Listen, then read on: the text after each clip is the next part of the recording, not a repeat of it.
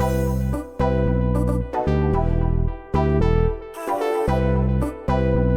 systems nominal. それでは早速全速前進 You know what the weak point of a mech is? The fucking pilot. Get away from her, you bitch! His papers say he was a raven. Protocol 3. A pattern blue! Welcome to On the Shoulders of Giants, a giant robot power hour discussing mechs across media, their stories, and why we love them. I'm Nico, and I'm joined by Alice. I'm actually classified as a mobile landmine. And Brian. So just a quick announcement. In 2026, I'm going to be taking a page out of Kusanagi's book. It's going to be completely unclear moment to moment whether or not I'm actually on this podcast. I'm going to be chasing you around. All right. This time around, we're discussing how in this job market, the most reliable way to be hired is the major recruiting you by force. It's Ghost in the Shell Arise 2013. Let's launch into it.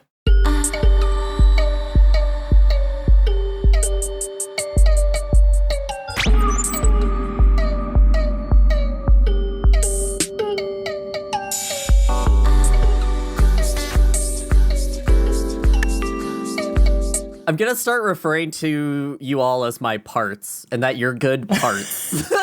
You know, Alice, honestly, we keep jokingly calling you the CEO. We're like 20 minutes away from being like, you are the head of the machine and we are cogs of the machine. As long as I get those hot red leather shorts, I'm in. Bro, we got, okay. So, Ghost in the Shell Arise, it was produced in 2013 by Production IG. This is a funny one because if you're trying to watch this, first of all, it's on fucking Crunchyroll, so my condolences already. Even if you're trying to watch this, like, just like wherever you might find it, say Daily Motion or something like that, there are two structures to this. So there's the original 5-part series where each of the parts is about an hour long. An OVA. Those are OVAs. Each episode is called a border, which I think is interesting. I'm sure we'll touch on that. And then there is the new movie, which we're also covering as part of this because it's just part of this storyline. Yeah. They just made it a movie. They wanted that theatrical cheddar. So, so you can watch it in those 5 parts plus the movie, which for clarity, that's what I did. Or you can watch it as the 10-episode Arise Alternative Architecture breakdown, where each of the parts is in, it's just cut in half, basically, but the 4th part is actually the first 2 episodes. So I don't know if anyone watched it in that order and has anything to say about, like, how that ordering feels or works, but it kind of chops and screws things a little bit. So I watched it because the first time I watched this, I guess we'll get into what we know about this in a second. But when I first watched this, I watched this on Netflix, and on Netflix it came out as the hour chunk, the OVAs. And I watched Alternative Architecture this time just because I just wanted to check it out, and also I was confused about how this worked. It came into focus for me later, but it didn't help that, they reordered the story, and I really don't know why. And I'll talk about that in a bit, but I don't think it did anything for the story for them to change the order of things. So anyway. And originally, it was just the 4 OVAs. The 5th one, the Pyro Cult one, is what came from Alternative Architecture. Yeah. And they then made that into an OVA to fit into that series and lead into the movie. Okay, that's interesting, because I wasn't sure on the order of when... Because I knew that 5 had been a part that was made later, but I didn't know. It was a weird project. I don't know why any of this stuff happened the way it did. Okay, so I will say I don't have a lot of production info on this one. I didn't recognize a lot of the names. We're looking at a pretty significant kind of staff turnover. Like, if you were expecting maybe some people... It's not the Ghost in the Shell committee anymore. Yeah, they've switched. It's the Arise committee now. And it's got, like, it's got a ton of different production companies on it. Production IG, obviously, being the primary. But, like, I didn't recognize the director or the conductor, or the, not the conductor, Jesus composer? Christ. Yeah, the composer, the writer was a little bit interesting. I've never actually seen Psycho-Pass, but when I was looking up information on him as I kind of progressed through this plot, I was kind of interested to find out that he went on to work on Psycho-Pass 2 and 3, which are kind of lauded a little bit more for their plot, especially compared to kind of, I think people's primary complaint about Arise, other than the other complaints that they might have, it's just like, it's clearly doing an intricate Ghost in the Shell style story, but it's a little opaque. The reordering of stuff does not. It doesn't help, and I don't. So. Yeah, I don't know. It's like hard to put your finger on. I think we'll talk about the differences between like what Kamiyama was doing and this, but yeah, and the director, just to talk about the actual people behind it, this director doesn't do much. He's more of a storyboard director than anything. This is very much not like we're putting the director's name on top kind of movie. That's the vibe I got, and I was just kind of like, I figured, Alice, if there was a strong like name to know or series to know, you would know it, so that's kind of telling for me. Another figure I want to touch on here, because we always give huge ups to Yoko Kanno, I did want to talk about, how do we feel about the soundtrack by Cornelius? Okay, I have notes on this. I'm ready. So looking up Cornelius, he has some studio albums. He has only done the soundtracks that he's done. Alice, I don't know if you know what this is, but there's a property called Design exclamation point. And then there's also The Cat That Lived a Million Times. But other than that, those are the only soundtracks he's done. And I feel like it's super strange because, in my opinion, he's clearly learning how to score an anime as this goes on. Because I find the score early on to be actually really dog shit. I actually hate the early score. But then in the movie, he fucking goes off. And it's like inexplicable to me. Yep. Dude goes hard. I think that's an interesting kind of theory about, like, you know, how much of it is learning on the job. Yeah. This is part of the franchise, but it's an interesting question, right? Because I would honestly say that this is a reboot of Ghost in the Shell. It's clearly inspired by the manga, but we've got all new designs. We've got some major world state and plot divergences, so to speak, even though the movie, I think, does a lot of legwork to try to connect it to, similar to what SAC did in terms of like trying to connect it to the original movie. I guess it is a reboot, but reboot has a certain connotation. I just think each installation of a Ghost in the Shell as a vibe, as a property is what do you call it? Like anthological. Anthological? Is that right? That doesn't sound right for some reason. I'm willing to trust Alice for what she said that so authoritatively. Yeah, anthological. Sorry. It's what was that? Hey, listeners. Alice was right about a word. They didn't think I was smart enough. They didn't think I was smart enough about a word. Who's they? Who's they? The they. I immediately trusted you, so they was actually you, Brian. I said I immediately. Alice was right about a word. Let's put it in the. That's the official stance. Alice was right about a word today. No, so each property is going to be like this new one that's coming out in January. I don't assume it's going to have anything to do with either Arise or Standalone Complex. Do you know what I mean? Like that's the general idea to me. It's a share. It's retellings of the same characters in different ways. Yeah. I think why a lot of people might brush hard against this is there are only certain parts that divert from the story we know from Standalone Complex, and it's really hard to not think of this as just a prequel for that. Like, because it's a prequel to Section 9, but the whole time I'm just, like, putting it in the scope of Standalone. Yeah, I mean, I think it is a good point that you have to kind of hold all these pieces separately. Like, the impact that Standalone Complex had is that I assumed that the backstory for the Major and Standalone Complex was the canon backstory. And then in researching this episode, I was like, actually... No, she's got a different thing going on every time she shows up. I like the idea that nobody actually knows.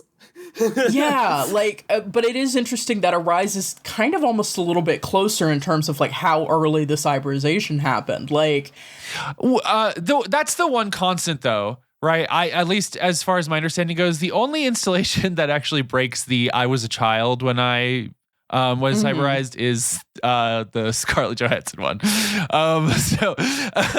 Yeah, weird how that works. And if you want to hear our coverage on that one, where we are very astute, well put together, composed, one might say, you can listen to our I would say I had episode. a very measured reaction to the racial politics in that movie. I would say I made normal comments about Togusa. Can't wait to talk about Kurdistan today. So, but yeah, let's talk about Kurdistan. I did just want to say, like, to me, the character context and interactions are so wildly different in this. I actually kind of had a hard time putting it in a standalone complex lens. To me, this Major is a totally different person, and I like that, to be clear, because I also find the 95 movie Major to be a different person. So what did y'all know about Arise? Like, what was your experience with Arise before we decided to cover it? Watched it when it came out. Enjoyed it. Thought it was a neato bandito. Came back to it once after that. As a clinical diagnosis. And then I came back to it for this. This is weird in that, like, there's parts of this franchise I've revisited many times. This one was I mean, I've revisited more than a lot of anime in that I've seen it 3 times now, but, like, it's not like it's honestly, this was probably my most warm review of this show. I think I enjoyed it the most this time. Yeah, I agree with all of that. I watched it when it came out. Or I actually am not sure if I watched it when it came out. I know I watched it on Netflix, and I don't know how new it was at that time. I was really excited to watch it. I remember really liking it. My core memory of this actually in the oeuvre is that, to me, this is the best looking. Like, the animation is unbelievable to me. I think it looks so good all the time. And well, there are a couple of moments where they decide to put the Major in CG that I think, I don't know, but well, I mean, that's honestly, at this point, that's like a time-honored it's kind of a tradition. Just a little bit of questionable just CGI, a little as like bit. a seasoning. As some spice, yeah. But the other thing is, too, when the movie came out, I bought it on DVD immediately because I remember being like, I really liked so I actually still had that.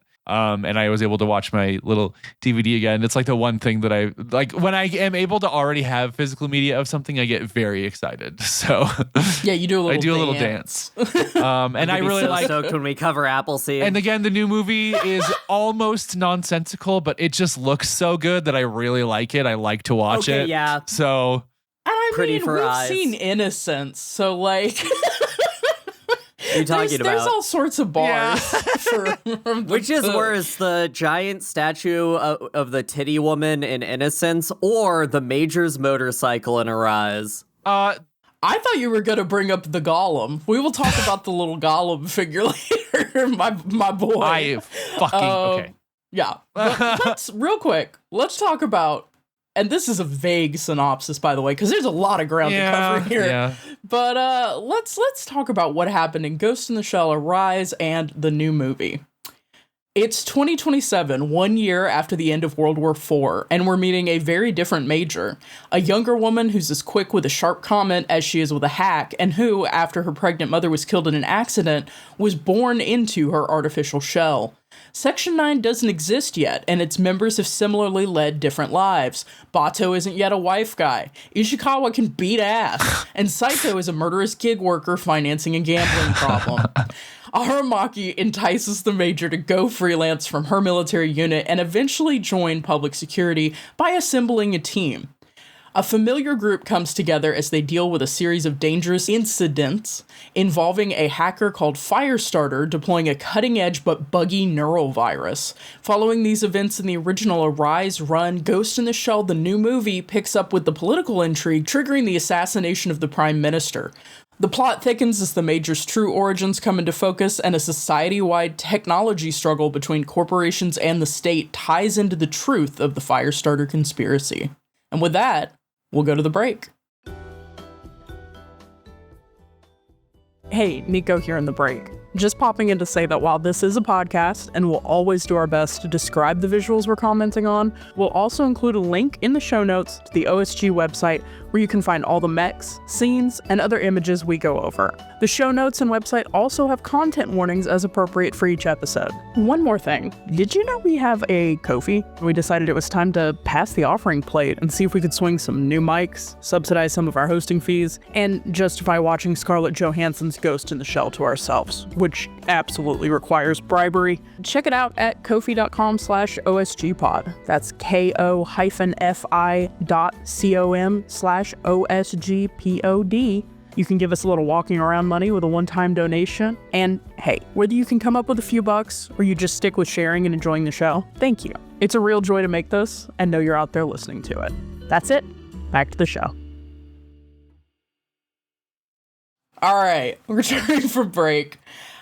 So obviously, because I watched it the way I did, I broke it into the 5 parts and then the movie, but I did also list the alternative architecture episodes. Oh, good. Thank you. Thank you for doing that. So that we can, so we could talk about that. So starting off, we have Border 1, which is Ghost Pain. This is alternative architecture episodes 3 and 4. So this is the beginning if you watched it in the chunks on Netflix, but this is like the second part if you watched it in alternative architecture, which we can get into. Yeah. But this shows us a young major with a new backstory. We meet her superior officer. Whoo! We meet Kurtz and the 501st. We see the major suffering from some brain hacks. We have body costs on screen in a way that I don't think any Ghost in the Shell installment. Now, I didn't watch Solid State Society, but this is the first time for me that we're really seeing it on screen instead of alluded to. And we get to see Aramaki's touch and go recruitment as he struggles to invite a stray cat indoors, which is kind of the vibe. So yeah, episodes 3 and 4 or Border 1. How are we feeling, gamers? Hey, just want to talk right up top. Do you consider these MILFs already? Because No, she's too young. No, she's too young. I mean, here's the thing. And this has been discussed by scholars in the field of old man yaoi.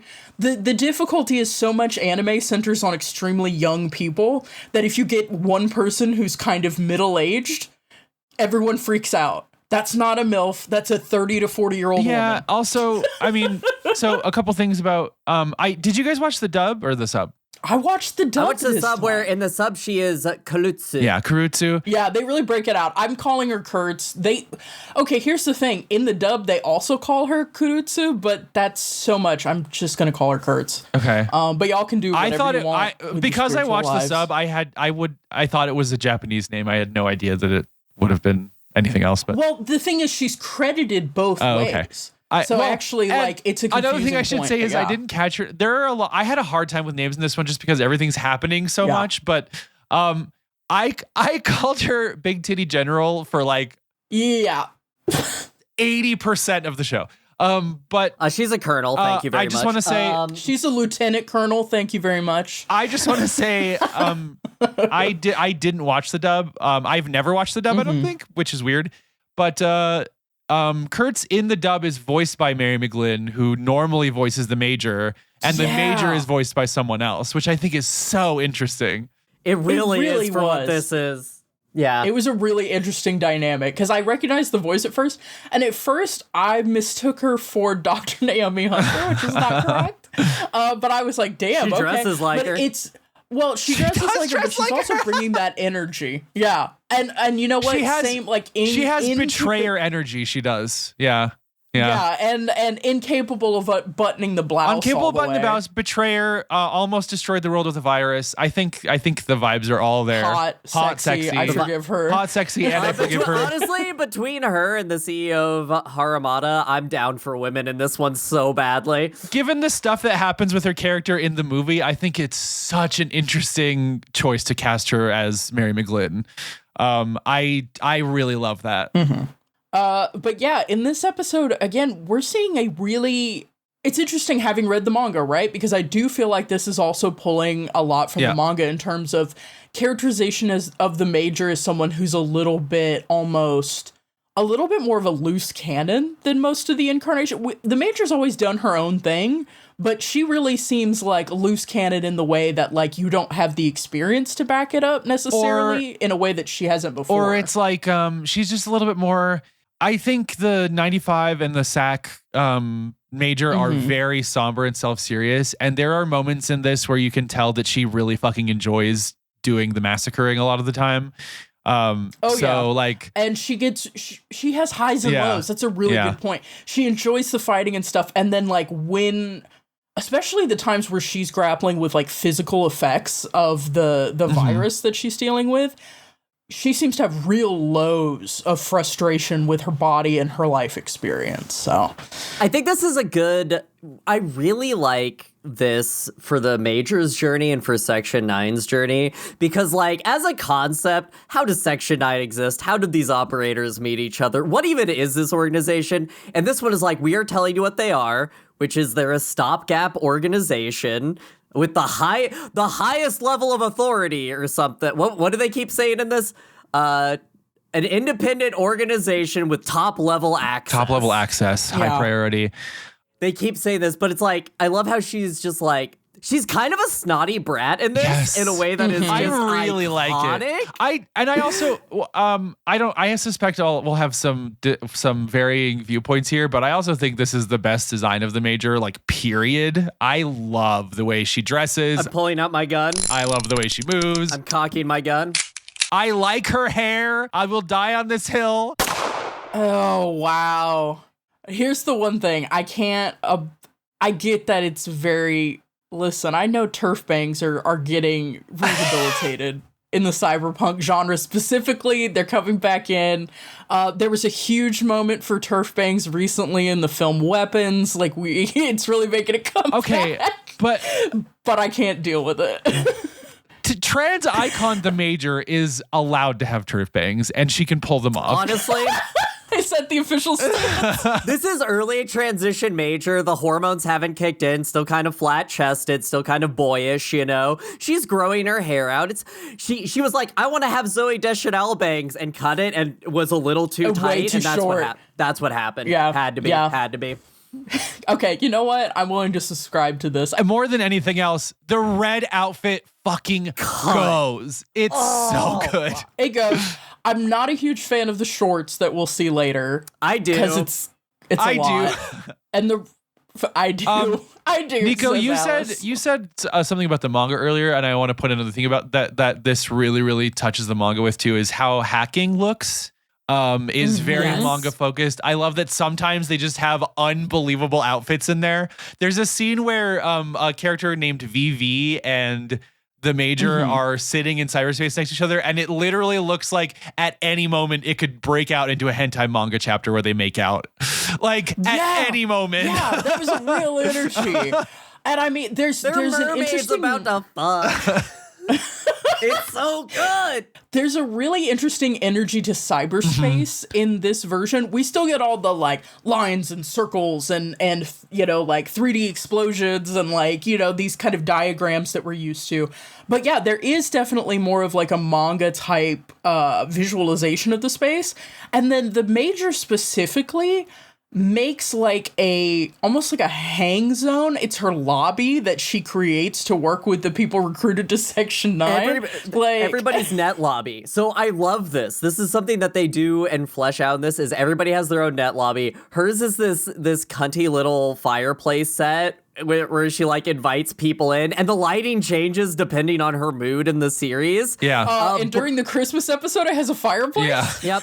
And then like Aramaki's one is just like his office that he invites them into. But my favorite has to be Boma's. Yes, Boma's. I was just about to say this. It's so good. It's just a really nice bar that they just sit in and drink. It's really great. I love the concept of like, because this is a series that's deeply interested in brain hacking, and I would say, if nothing else, Arise is maybe, and they all have this warning message, but I think Arise maybe comes down the hardest, other than, I would say, the cyberbrain sclerosis stuff. Which we do get a mention of. We do get some sclerosis for that. But like, This series is very much like, do not cyber your brain.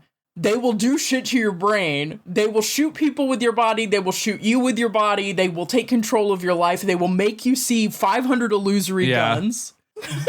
One thing I really enjoy about what this series is saying is it's like, hey, you know how the intro is like, we're in a world that's cyberized and connected to the net, but we still have state actors. So like, it's a weird time. And this show is like, we're going to show you how weird that can fucking get.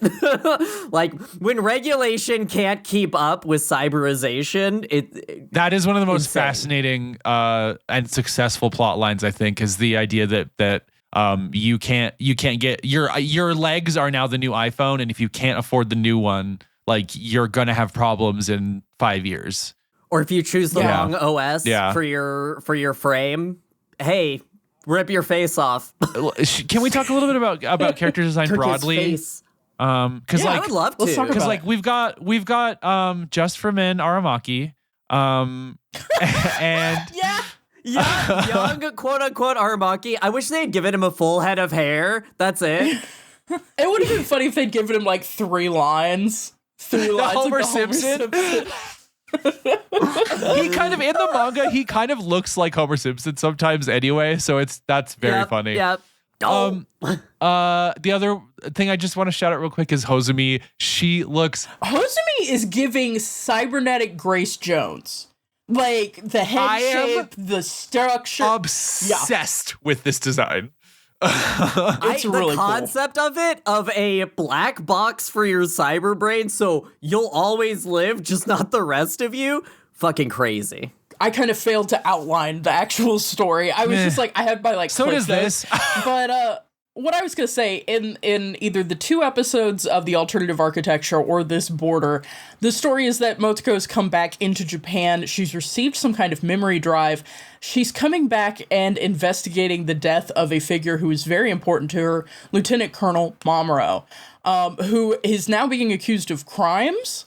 But she is like firmly convinced he couldn't have committed them. So there's a whole plot that follows here where you eventually realize that the Major has been subject to the neurovirus that we will be dealing with throughout the rest of the show. She was infected after doing this investigation and making contact with Mamoru's brain case and his body. So like the whole plot here that's really interesting is it starts out with this very personal connection, which I think is actually something we talked a little bit about in SAC. That tends to happen to like Aramaki a lot in SAC. Mm-hmm. Like somebody will come to Aramaki and be like, we have been family friends for 500 years. Please investigate this. And he'll go, no. And then end up investigating it anyway. The Matrix just come in to work on this, but she is still subject to the 501st and to Kurtz because she's still literally in this. They put it on screen, owned by the military, specifically because Lieutenant Colonel Mamoru was the one who was basically ensuring her separation, her financial independence and ownership of her body. And then with the allegations of him being corrupt and him being a criminal, all of that was in this first part subject to being revoked. And then she would be a wholly owned piece of hardware by the military in a way that has been discussed in previous series.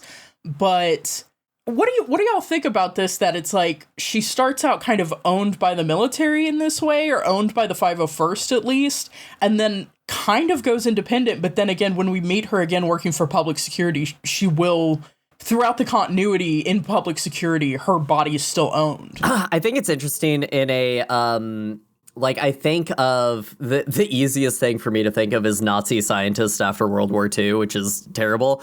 But the state controlling people and not letting them go free, states have like an imperative to keep the smart people around who can make great technology.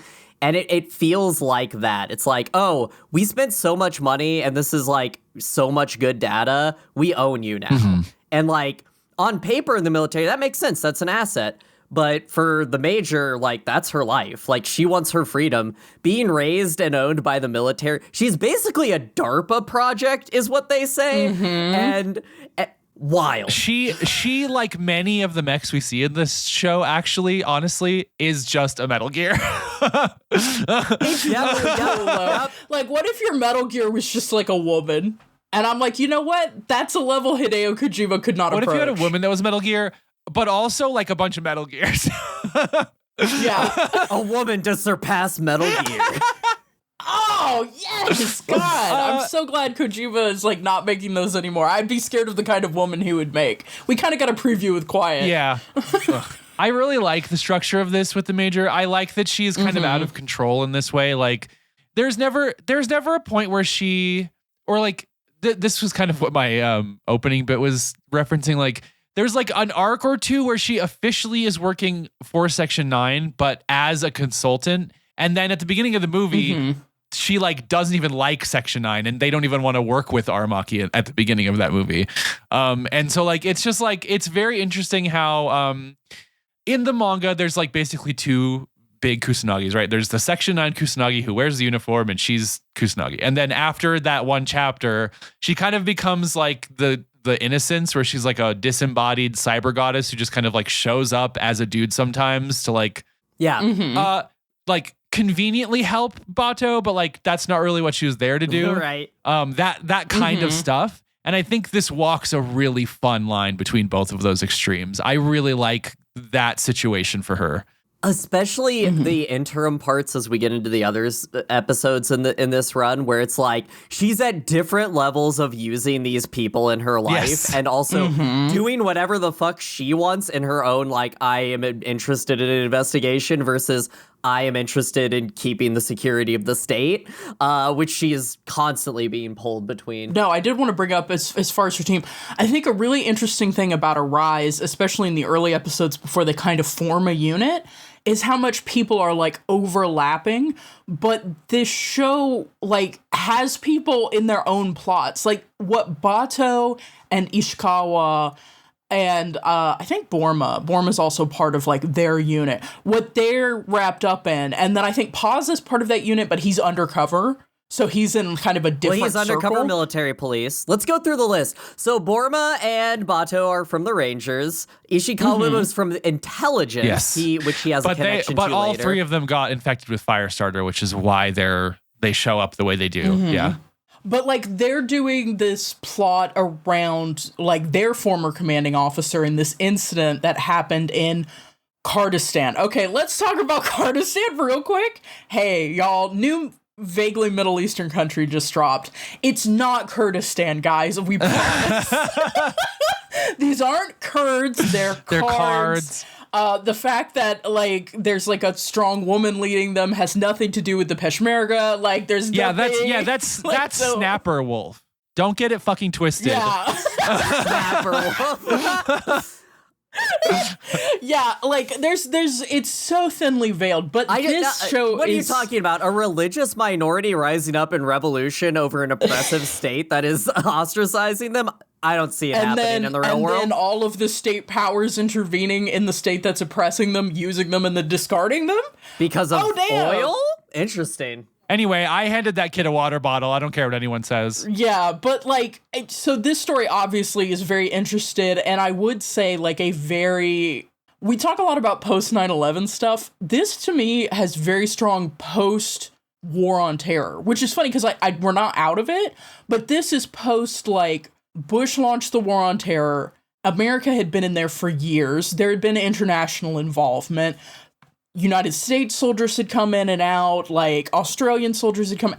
Internationally, Iraq and Afghanistan had been a project for years. There's a sense that part of what this is also evoking is post World War II Japan. Like there's a foreboding sense of like, oh, the country did a lot of fucked up shit the last couple of years, which is especially like highlighted by the Skilla subplot that we get a little later on. Yeah, and I think there's an interesting and fruitful collision here because I feel like it actually came up on Blue Sky recently because there was a member in the Japanese parliament who was making some cogent points about Japan being, basically a colony of the United States.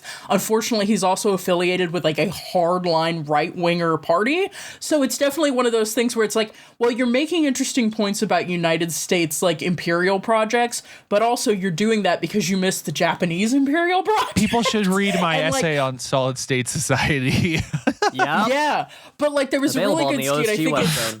I think it's by Head Falls Off on Blue Sky, who said, "Listen, you're very familiar with this conflict if you've watched any mech anime." And it made me think literally like everything, like Alice has covered this with us so many times, the issue of like, this is a major problem, this foreign intervention, but also so many of the people who have major concerns about it they're in there not because they're opposed to a United States imperial project. They're in there because they want to restore a Japanese military or imperial project. Quick shout out to Head Falls Off Bonafides. That is Jackson from the Abnormal Mapping Podcast Network. They do Great Gundam Project. So that is the laurels on which they can rest for that comment. I think it's an interesting, I love that thought, Nico, especially because, I've talked a lot on this podcast about the Japanese military and how it is its own thing compared to the state. And this show is very interested in how the 504 first, before it is deep, like a major plot is that they are lowering the rating of the Ministry of Defense to the like smaller version. It's not a ministry anymore. It's like being downgraded in size because, hey, we don't need to do war as hard anymore. And like World War IV is over, guys. Did you know this is 1 year after the end of World War IV canonically? Yes. And also the war is over. It's over and we don't have to talk about it at all. There are no repercussions to deal with. The conses will not quench actually this time specifically. Yeah, but what I was going to say, that's interesting, a collision here. So like all mech stuff seems to be dealing with that post-World War II Japanese like anxiety or frustration or that kind of expressed idea. But then, like I said, it also seems to be colliding with the modern war on terror in a way that, like, I think when the manga first came out in 89, the concerns around World War II were still really present. And then with this coming out in 2013, I do feel like there's an inevitability of, like, needing those things to be present because that's part of the DNA, but then also bringing in, like, Sack also did this to an extent, like, bringing in the modern That is concerns. a great point because there's also the quiet transition from Section 9 as... Like in the manga, they are like basically straight up beat cops. And then they over the course of the IP, they have transitioned into like a hardcore counterterrorism agency, which is a very different thing, like politically, right? I think that's interesting. Yeah.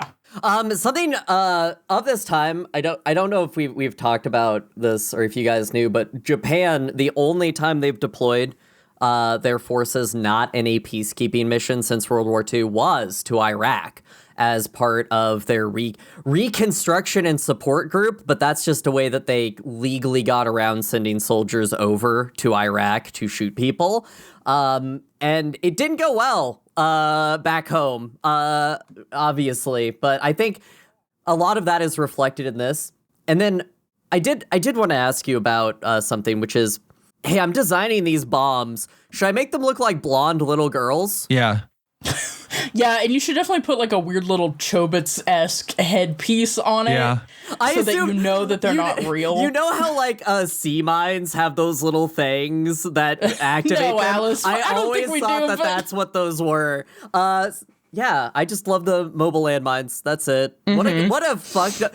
This starts to deal with like fucked up weapons of war because of cyberization.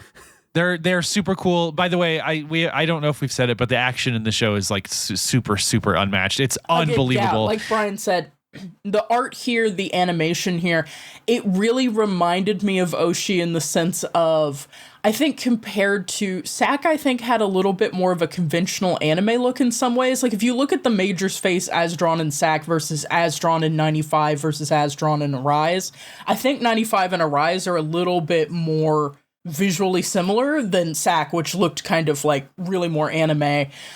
Yeah, shit just looks really good. There's so many fights the Major gets in, and often like she's doing kicks and flips and shit. It looks awesome. It all looks so good. And there's a scene where she pilots one of the mobile landmines into the back of the Vice Ministry of Defense's car.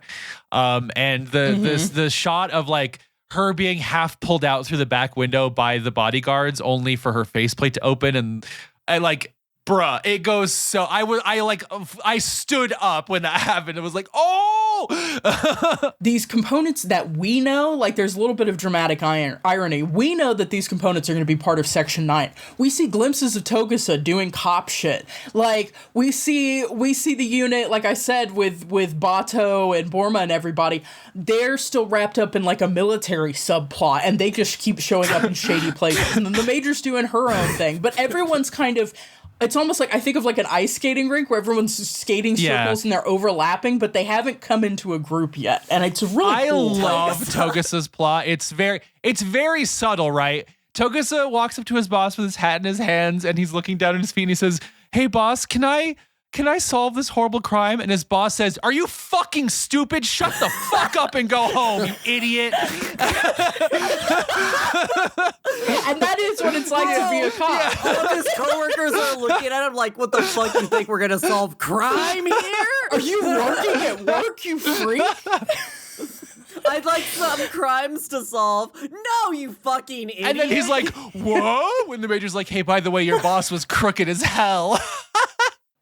And then Aramaki is like, "Hey, you should follow that investigation you thought that you brought up to me. That sounds so really funny. bad." And he's like, "This is the best place to work ever." I think the funniest moment for me in this first border is when he goes to investigate the warehouse and he just kind of shuffles past the MP. He's like, "Hey man, I have permission to be here. I have permission." So he hustles into the warehouse and the Major's already in there. And he's like, "No one was here. Hey, do you know this?" And he like holds up his evidence and the Major's like, "Actually, that just connected a bunch of plot points. You should probably get the fuck out because we're about to do a crazy android fight right now." I love every time in the show they're like, they pay special care to my special little boy Togusa. Like anytime they're together, they're all in skin tight suits, and he has his body armor. Nobody else, but we're Togusa is the one that gets to use the prototype Logicoma cockpit. It goes so hard. So good. He also has the best line in the show, which is the Major is about to recruit him, and he says, "I gotta go. My wife's water just broke." I know. And a family man. That scene, the Major is just flabbergasted. baffled. It's so Have you ever well wondered done. if someone's okay, queer? We gotta get there. Hey, when you're trying to recruit someone to the polycule, but it's your token cis friend. And they're doing cis friend shit like getting married and having a baby and having organic that she's bodies. Just like, oh, that's so humble. That's so cute what you're doing over there. You're a loving husband and a cop who isn't corrupt. That's so cute. That's wild. But yeah, no, at the end of this first border, like she's been dealing with all of these issues related to the Firestarter created virus that she caught up with. But she decides to go freelance because Lieutenant Colonel Mamoru's legacy is preserved. So she has some independence, and that brings us into the next part, which we've already touched on quite substantially, but I do just want to keep us in a loose structure. Border 2, Ghost Whispers. This is Alternative Architecture episodes 5 through 6. This is when we get Captain War Crimes. Captain War Crimes is here. There's a trial going on for crimes against humanity in the Kardastan War. Hold on. We need to talk about this fucking courtroom. What is going on with these Final Fantasy judges? This courtroom ran so that the upcoming Chris Pratt vehicle, I forget what it's fucking called, but it's literally Chris Pratt with an AI judge in a stupid courtroom. It ran so that film could just fall on its face and eat shit. This room is so cunty. Judges are serving for no reason. It's so wild. No one asked them to do that. The mechanics in this 2 episodes are unbelievable. We haven't really talked about the Logicomas, but there's another mech also in this episode that I literally started screaming. It was so cool. Oh my God. I will say there's almost a little bit of like a formulaic quality in, I think, all but like one of the borders. You're gonna get a cool as fuck mech fight. Border 1 though, I think is mostly like the crane. Android. The crane's a mech. Oh yeah, you get the crane, the digging crane thing. Yeah. I love that. But like later on they fight an attack helicopter. Your mileage may vary on whether that qualifies as a mech. I think it causes them enough grief that it should count. Well, and again, like every time the Logicomas are there, like those are obviously. Can we talk about the Logicomas? Hey, we haven't really talked about Logicomas. We gotta do it. Yeah, we gotta talk about the Logicomas. Item 1, they start out nonverbal and the major teaches them to speak, which is adorable. Downloads a language pack and says, figure it out, idiots. And the one that she teaches to speak while it's talking still uses its signal lights, kind of like a lisp, and that one continues to do that. It's so cute. I didn't notice that. That's so. Oh, I'm not gonna make it. The Logicomas, or the LCM22 Logicoma, Autonomous Follower Logistics System, or Logistics Conveyor Machine, which is a normal acronym Me for when something. I'm conveying the logistics. It is literally just there to carry things, and I love him. And they get guns. They get guns and they get a trunk later. Okay, the build up of these of them being like, we like having think tanks for the extra hacking power, but also it's just nice to have this thing around, and they just keep upgrading it through the series. The design on these is so top notch. I'm on record saying like I love the Tachikomas, but I think the Fuchikomas looked better. I think I didn't remember this, but like watching this again, I think these look I love their panel arms that they can use as shields. I love when they crouch over Major and go invisible and look like a little box. I am unwell. I'm gonna be real with y'all. This is our last installment, really, in the year of the show. That's right. Which means we will never cover anything affiliated with Ghost in the Shell ever again. New series, get the fuck out of here. It's done. Off. It's over. No, that's a joke, obviously. But this is our first or our last installment for this year. I gotta say, I feel like I can say it now. I haven't met a coma that I have not loved so deeply in my heart. So none of them have ever wronged me. They're all perfect little creatures. I want all of them. I want a little diorama that has all of them. That through the eras. Yeah. My favorite running joke is at first they don't have handles, and they're like, get handles so I can grab onto you easier. They get handles, and then they're like, you need like a cockpit. And they keep talking about the requisition has been put in. And then we get the payoff of Togusa showing up to save the Major in one, and you're just like, it's the greatest story I've ever heard told. I love these. I love this too because I like the plot line of the Tachikomas. I like how important they get in Standalone Complex. Yeah. What I really like though is that they appear to be around as sentient in this, but it's not like a plot critical question of morality. Like they're gonna be there and that's fine. And I really, really like that a lot. Can we talk about another important vehicle moment from this Is episode? it the motorcycle? Wait, we gotta finish one more thing about...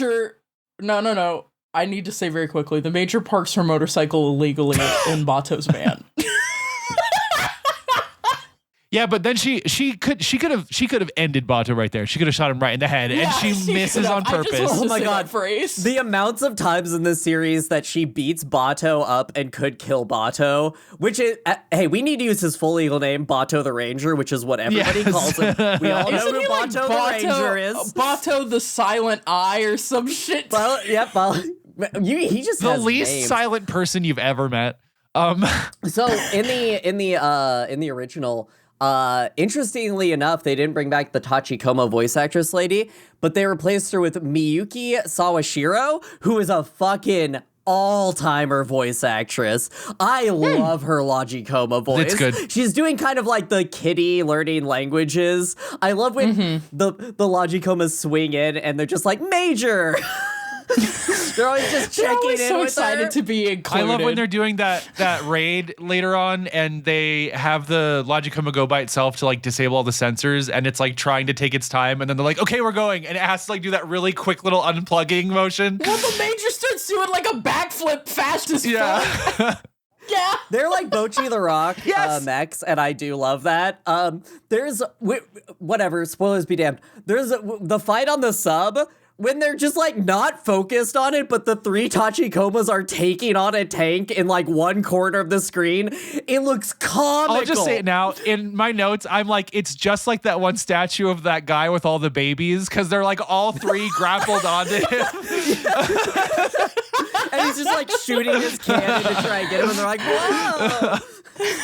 I love them so much. I love every Coma. I love the year. I'm so glad we did the year in the shells just so I could meet so many versions of my special baby. I do. Okay, when they had the trunk, I posted a photo in our little chat for it. I love that the Major just like organizes her guns in the back, and then there's just a pile of magazines. It may be different in the sub, but there's a point where initially the Logicoma swings around and opens the trunk, and the Major just goes, "Why are you empty?"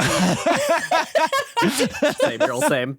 Same girl, same. I know, it's so funny. You can't just The ask Major's Logicoma playing why the it's Resident empty. Evil 4 inventory minigame with the Logicoma trunk. With that RPG Yeah. 7 in there? Yeah. Oh, yeah. Yeah, You just can like, also fit one entire Major in there, Yeah. so that's pretty Yeah. fun. I like that the Major just puts herself in the trunk. Anyway, Same. yeah, but during this episode, our homies Bato the Ranger, as we all know him, and his crew are all infected with the Firestarter virus, and it's only after the Major is able to start capturing individual members and giving them like a buggy but working Vaccine. cure to this virus, the vaccine. So fascinating to me. The pain point on this is she can't the vaccine only tells you which memories are fake. They still exist, which is so fucked up to me. Yeah. It's really rough. And I mean, we saw her deal with that in the first part where she like has this memory of a loving caretaker and just watches her dissolve. That was an incredible That's like a piece of known animation. gif of Ghost in the Shell is that lady dissolving. It's crazy. But yeah, no, and so this is going on for them. They don't know it, but I almost fucking missed her. I'm sorry, Alice. Can we talk about Vivi? We can. Let's talk about Vivi. So, American overseas agents use a standardized body, which is blonde bitch. Eva. It's Eva. It's Eva. I love her. I love this concept because, like, okay, where America is in the American Empire in the Ghost in the Shell universe is this antagonistic but necessary ally for Japan in a way that is always fun to explore. This bitch just shows up, nobody checks her credentials, and she's like, I'm actually here to steal back technology that we left with you. Which again, what this Arise really reinterrogates a lot of the exact same plot notes in different ways. But Vivi is just cunty as fuck. She's obviously down on the Majors so bad. The best part is she ends up dying. And later on... Yeah, that's my favorite part of women. My favorite part is she dies. But later on, another one of her shows up and she's like, oh no, this is just a standard body diplomat suit, Yes. so we all look the same. It's so and it's like, interesting. That's so It's good. really interesting. And it also makes possible what ends up being the twist. But I do really quickly want to touch on, at one point during this, Soga, Captain War Crimes, brain hacks the Major and traps her in a barrier maze. We have seen different versions of the barrier maze. We've heard people refer to the barrier maze. I don't think we've seen the barrier maze visualized in the way it is, which is a visual we'll see a lot of different permutations of, but it's like a never-ending traffic. They be drawing highways. Yeah, traffic interchange. Anyway, so this is the Gorilla's Highway mind maze, right?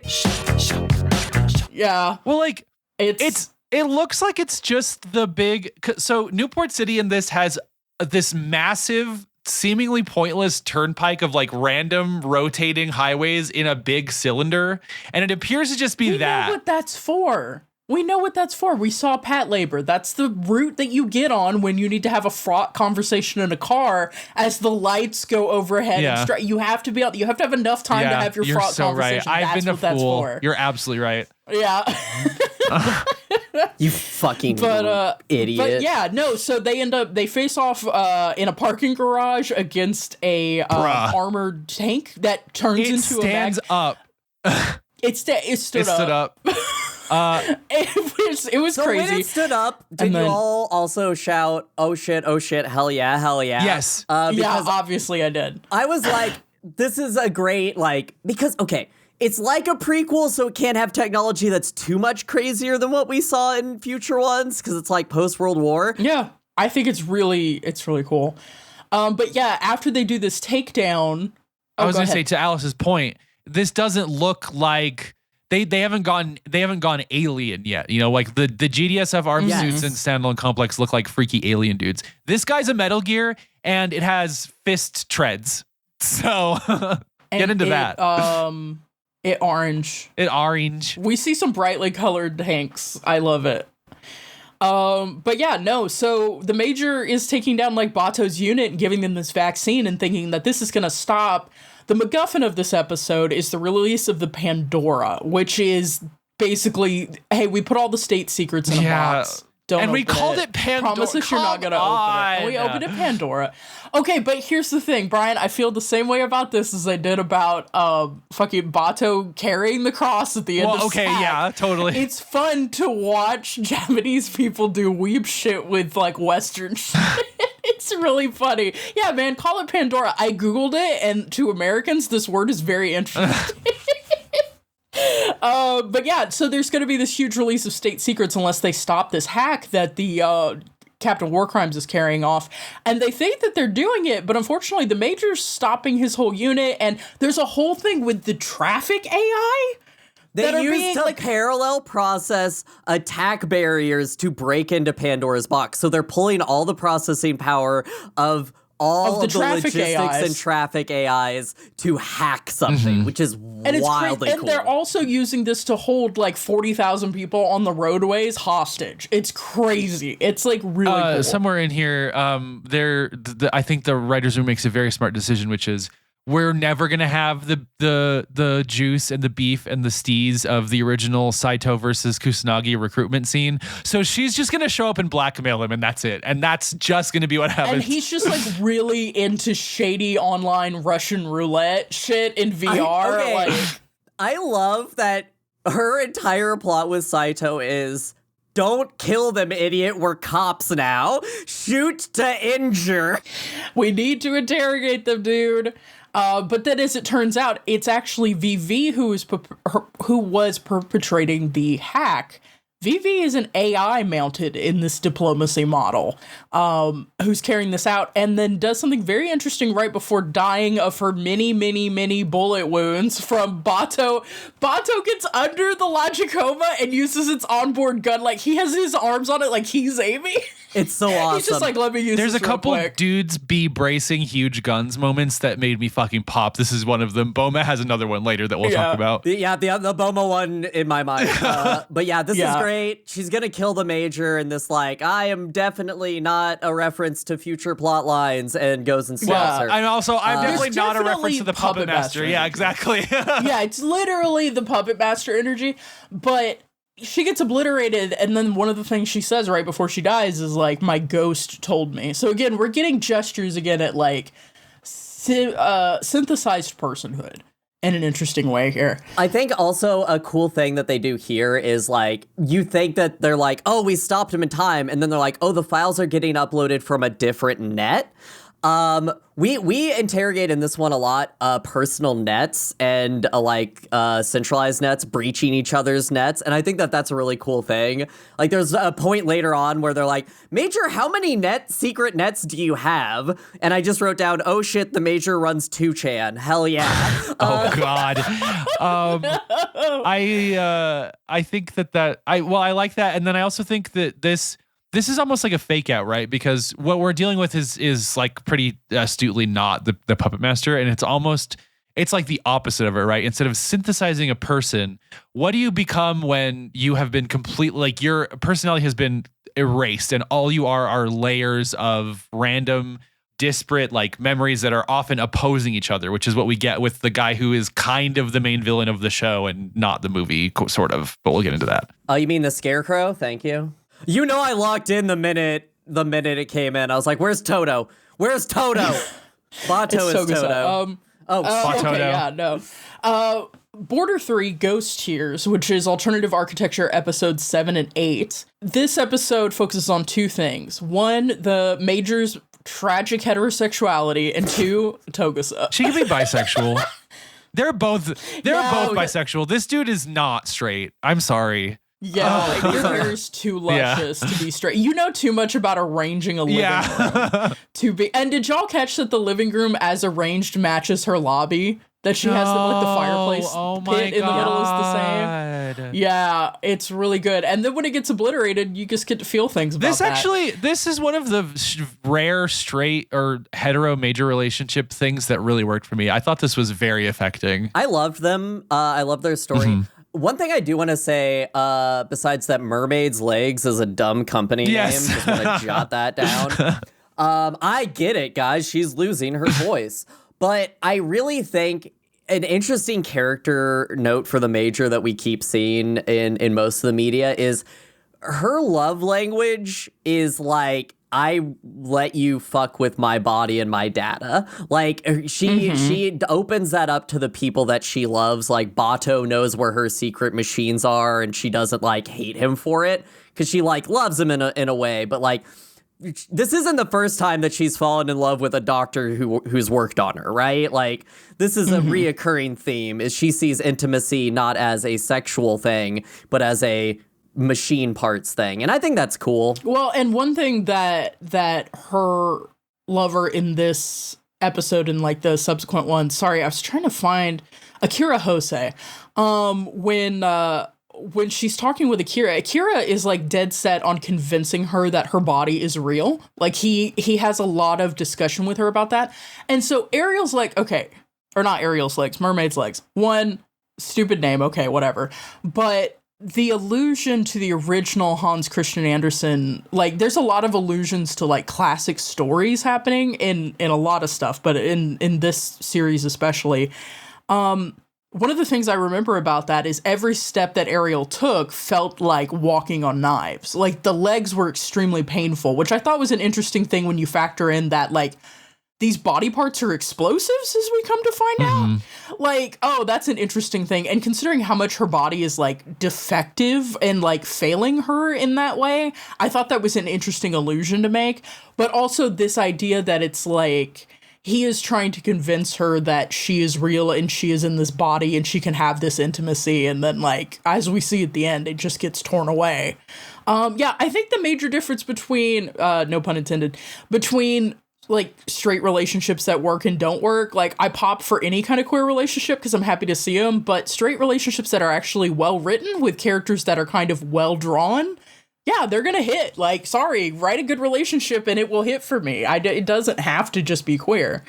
But yeah, no, this is a really interesting dynamic. They are investigating a dam explosion. And this is a big Togusa episode because the guy who gets kind of dam exploded was a cop and he was investigating something. And so Togusa, again, we're running up against Togusa like, can I please solve the murder? Yes. And the whole department's like, shut the fuck up. I hate you. You're so annoying. And so he, during this whole episode, he is trying to solve this case because he's had suspicions about it. He gets the information on the Mermaid's Legs and everything. And it's through his intervention and his overlap with the nascent Section 9 that the Major is able to figure out that and like accept that Akira is involved in this. He has some great scenes where he's trying to push on the Major. The linchpin of this episode, again, is stuff that happened in Kurdistan. And one of the things that happened in Kurdistan was this... I want to talk about Skilla. Yeah, this crazy hacker by the name of Skilla who used different bodies. Alice, tell us about Skilla. So the best thing that they've ever added to the Major's backstory is part as a Japanese self-defense force intelligence op. She embedded herself in the religious minorities of this country and started a revolution against their government. And how she kept alive is she would just swap bodies constantly, just constantly be a different person each time. She was a net hacker. They allude to it that the reason that they know Skilla is dead is because that was just a copy of the Major. And she talks about it as like, the reason I stopped swapping bodies is I stopped feeling like myself anymore. Like I was losing whatever I was. This is a useful tool that will help us later. The revolution was working until she left. I just want to be clear. They're like, yeah, they were doing good. And then Skilla disappeared and they got crushed. And I'm like, Damn. Skilla uses he, him pronouns, by the way. I just think that's fun to point out. And a cool ass pistol. Yeah. There's so much identity stuff here. There's like a logo, like a tattoo that people have started wearing when they're affiliated. But I do like the cat and mouse thing of in this episode, everyone thinks they are chasing the real Skilla. And the Major knows that they're not, but she also knows they are chasing someone who is doing what Skilla used to do. And that for her is terrifying because it's like, well, I'm not doing. It's kind of like, well, if you're here, then who was phone? Like, I'm here, so who the fuck is doing this fucking hack? And yeah, the revelation that it actually Akira has been the person in this position and is being kind of manipulated in this way by the Kardastanis who are trying to like carry things off. We have Dr. Theade, which I haven't even touched on. Her look is crazy. Yeah, but I'm into it. Her glasses go insane. She looks like a Pokemon character. I'm so into her. She looks like a Pokemon character or a Star Trek character. I was thinking that. She could show up on DS9. She could show up on DS9. She's 17 feet tall and wears heels. This also touches on something that becomes a little bit more important later, but is still sort of a background issue, which is the world is experiencing what appears to be a water crisis. Mm-hmm. So, and Dr. Theade is interested, is the linchpin in an operation to sell upcharged pure water to precision mechanical companies, which I don't want to get too heavy on the podcast, but like I think we're about 10 years out from this happening because of Sam Altman. So just to say it real quick. Yeah, we gotta crash this fucking AI bubble before we're literally living Ghost in the Shell Arise. Okay, we gotta get out of here, y'all. They're not going to be able to invent true AI. They're going to cyberize all of our stupid brains. It's all going to suck, and we're not going to have water. We're all going to have to be drinking Dr. Pepper. So there's two main threads that... Jesus Christ. There's two main threads that go through this. One is the Firestarter plot, and the other is the weapons cartel plot, which is like... Honestly... The weapons cartel plot the whole time just feels like it's happening and got caught up in whatever the Major's doing. I wish I knew how to say what the specific failings are here, like in real terms, other than just like it's kind of hard to follow and opaque. Like I wish I knew what specific decisions were made. I think I can put my word to it, which is the lady in charge of Haramata, who is so there are three people in this cartel who kind of run it, which is, to start with, it's the prosthetics guy, it's Colonel Huzumi, and it's the water lady. And we never really explore what she wants, except for her speech at the end, and I think it's kind of weak. Like, in theory, this is a cool story about nationalist Kardastans trying to get weapons back to their country to continue their war of independence, while being manipulated by government entities that are trying to maintain their power through weapons trafficking post-World War IV.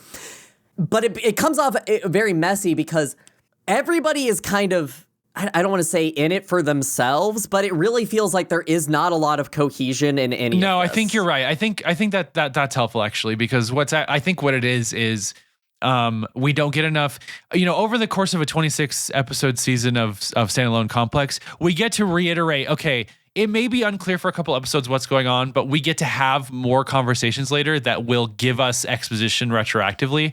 We don't get that here. And we're also trying to do, like you said, Alice, like everyone's in it for themselves, but I think the writing suffers because the writing is in it for the characters. So like we're more interested in seeing how Section 9's coming together, and everything else is so incidental that we're only going to get a couple lines as to like what's actually going on politically over here.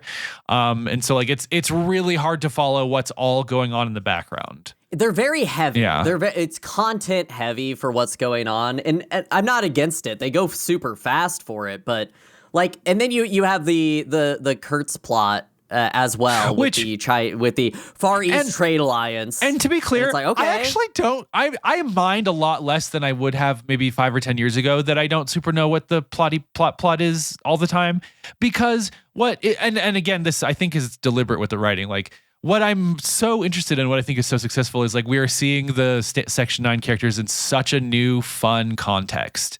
And that is like always gonna, just like I said with the Saito episode of Standalone Complex, like that hits so hard. I want to see Bato being like really rude and antagonistic toward the Major. I want him to have to learn over the course of like 10 fucking episodes that he is actually inferior to her. Yeah. One thing I do want to touch on briefly, which I think is important, this is kind of what I alluded to in terms of major world building changes. In previous installments, we've seen full cyberization as something pretty rare. Typically, you would have been either involved in the military or you would have been someone who survived an armed conflict. And like, that's why your body would have been replaced. The Major, like in SAC, was an exception because of a major accident. In this, there's a scene where she attends like this ball with Akira, and they are talking about how the major purchasers for full cyberization now are elderly people who take it as a second life. And there's a pregnant person who is fully cyberized. That scene is really cool. That's one of the things they're able to do really efficiently is they're having this conversation because they're basically she's his date to a wedding, and they're having this conversation over the wedding, and it's like these two people that look like around their age getting married, and there's like one line of dialogue that implies that they're like 80 years old, both of them, and she's pregnant, which is like, it's fascinating. I really liked that scene. Yeah, it's really fascinating, but I think it's also really useful in the sense that the issues, especially that the movie is going to touch on, this broadens the effect scope in a way that, like, in previous installments, like when we saw the cyberbrain sclerosis, cyberbrain procedures were more common, and so sclerosis was affecting more people. But it wasn't until later episodes when we were talking about refugees with full body replacement that we were talking about like maintenance issues with those people. But the scope of who would be affected by hardware and technological it blows up failure huge. was a lot smaller. This gets really big because it makes it something that's way more common, which is cool and useful later when given the concerns of this kind of series. I just wanted to shout out the mech fight in this, which is a big orange metal, another orange, different looking, but orange Metal Gear shows up and starts attacking Aramaki, Paz, Boma, and Saito. In a lobby. It's so good. They're in a survival encounter until this can be stopped. It looks really awesome. Sick. Yeah. But it's the best part is like they have like one Logicoma and it is doing so much to keep people alive. Yeah. Fuck. Yeah. But like one thing I really like about the Section 9 in this is like they gripe constantly about how the Major treats them, about how they're parts. The Rookie keeps complaining because we don't even have cherry blossom viewing parties. You just work us to the bone. That dynamic I do want to shout out because it's like everyone has these complaints, but they all blame them on Togasa, which is incredible. They keep calling him the Rookie, and then it's all his complaint, and he's like, what? He's like, I never said that. He asked the Major out to have lunch and watch over a peer to discuss it because he's like, old school cop. He's like, let's get together and think it over. And like, that's fun for her. But the way that they phrase it is like, he was crying about this. He was such a little bitch wanting to be your friend, Major. And everybody's like, we're too cool to be friends with the Major. And Togus is like, please, can we all be friends in Section 9? Togus is like, can I have a normal workplace for fucking once? You're letting me do my job now, but everyone's fucking weird. Now eat this gas station sandwich and shut the fuck up. Yeah, no, at the end we get the whole bit where the Major's like, Togus, I want to recruit you to my special team. And Togus is like, oh, hold on, I gotta take this call. Holy shit, my wife is giving birth. And the Major's just like, what the fuck? She says, you, and he's natural? She's like, you're natural. He's you're natch. A straight cop. You're a father now. Hey guys, happy Heaven's Day. Oh, by the way, I don't know. Day. This is semi-relevant. I don't know if the OVA episodes have an intro that plays every time. They have like a kind of different one, I think. Each time it has like a little bit of a different permutation. Alternative Architecture has like a anime intro. It's dog water. It's so sad. It's like so boring. Honestly, the song, I think my problem with it is like the song is okay if it was an insert song, but like as the OP and that art is like so like that era of we're just gonna put cool geometric designs on the screen. You know, I'm not expecting them to follow up on ironically Rise by Ariga, right? I'm not asking them to do that, but it literally sounds like someone walking through a hallway of wind chimes just with like both their hands out. Like, it just literally sounds like that. I think that's the first intro that we get in the 5-parter, and then all they do is they do change the graphics a little bit, but the song is the same. So yeah, I know what song you're talking about. As I recall, they just basically insert clips that you've seen in the other OVAs as it goes on. Go Cornelius, give us nothing. Anyway. All right, Border 4, Ghost Stands Alone. This is Alternative Architecture episodes 1 and 2. So Merry this Christmas. Part is put in front. It is the Christmas It's the Christmas The Christmas ep. We're seeing a corporate merger basically with a government official, and then well, not a government official. It's the Precision Mechanics CEO, isn't it? Yeah, that's that one. That's what I was just talking about. They're doing a big water deal with this precision prosthetics manufacturing company, and the protest is like, hey, Massive people protest don't have outside. water. What are you fucking doing? Yeah, why are you selling water as a commodity when people are dying? It's like, yeah, I was thinking a lot about when fucking Elon was buying Twitter and was like, well, if you can tell me how to solve world hunger with $6 billion, I'll do it. And then the UN literally drew up a plan, and he was like, I pretend I do not see it. That's kind of what the vibe... So did every other ultra billionaire. That's so weird. They put the documentation It's out so weird there. how None there's of them like had 30 $6 billion people to that could have spare. done this, and not a single one of them did it. Interesting.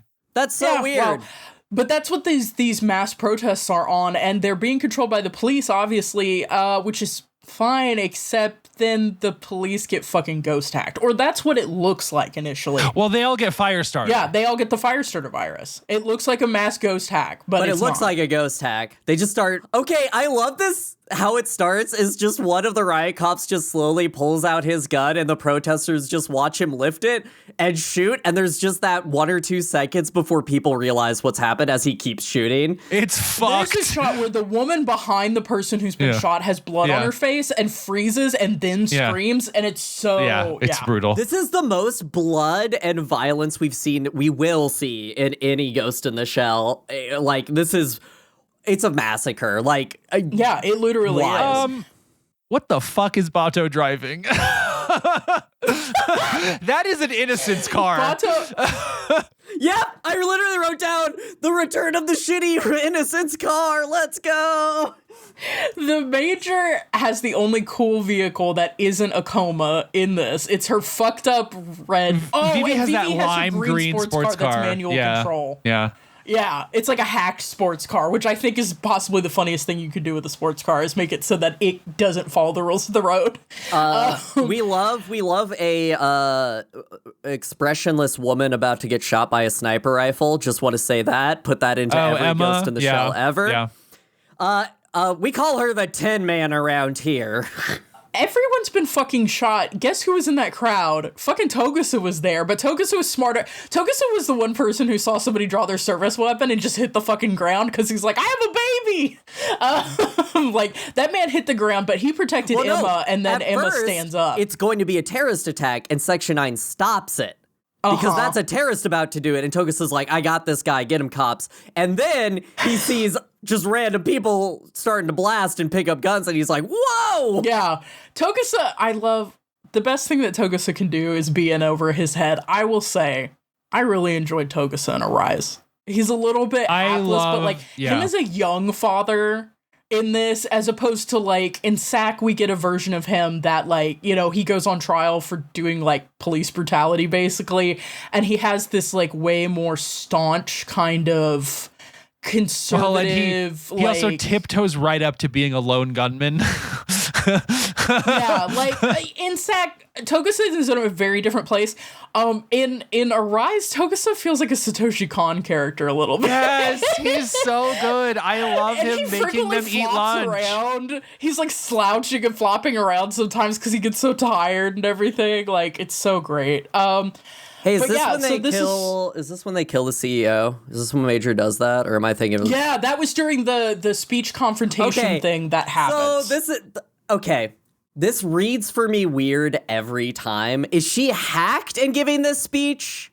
Or like what? Or is she just asking for asylum? I think Dr. Theed knows that this is going to be an international incident now, and so she uses the moment to make a declarative statement and then plead for asylum. For the original terrorist attack, because she was behind the Kyrgyzstan terrorist attack. Yes, but also, and this is one of the things that is just like nonsensical about reordering these episodes is if you watch Alternative Architecture, this is your first time seeing Dr. Theed is this speech. Yep.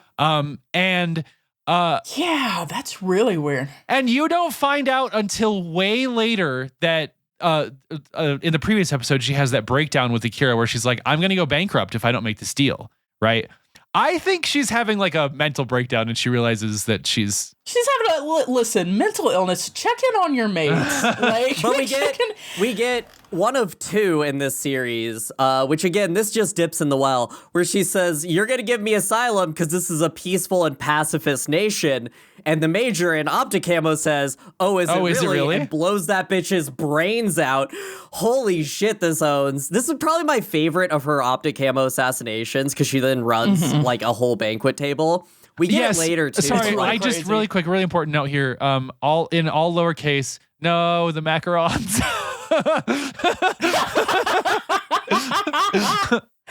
The Major, she stepped on him. But yeah, the survivor of the massacre is Emma Suda. She apparently developed Flappy Bird. I love that. She's famous for making good video games on the net. Love Saito, praise Saito, protect Saito. Just saying it. Yeah, just Saito is pulling in the work throughout this series. He's so tired. They always have to call him and remind him, hey, you're the sniper. Could you start sniping? And he's like, oh, yeah, I was sniping. And then he starts fucking Call of Duty picking people off like nothing. It's crazy. Saito when he locks in. He also has what I'm gonna generously call a soul patch mohawk. I have no idea what the fuck he's doing. It's so much. Yeah, the hair is so whack. We can't really talk about it. But we can't talk about who gives a shit about that. We got to talk about the twin mech. We got to talk about the twin guy 501. Yeah, so the unit captures Emma Suda and they they're like, okay, we have to dissect her cyber brain.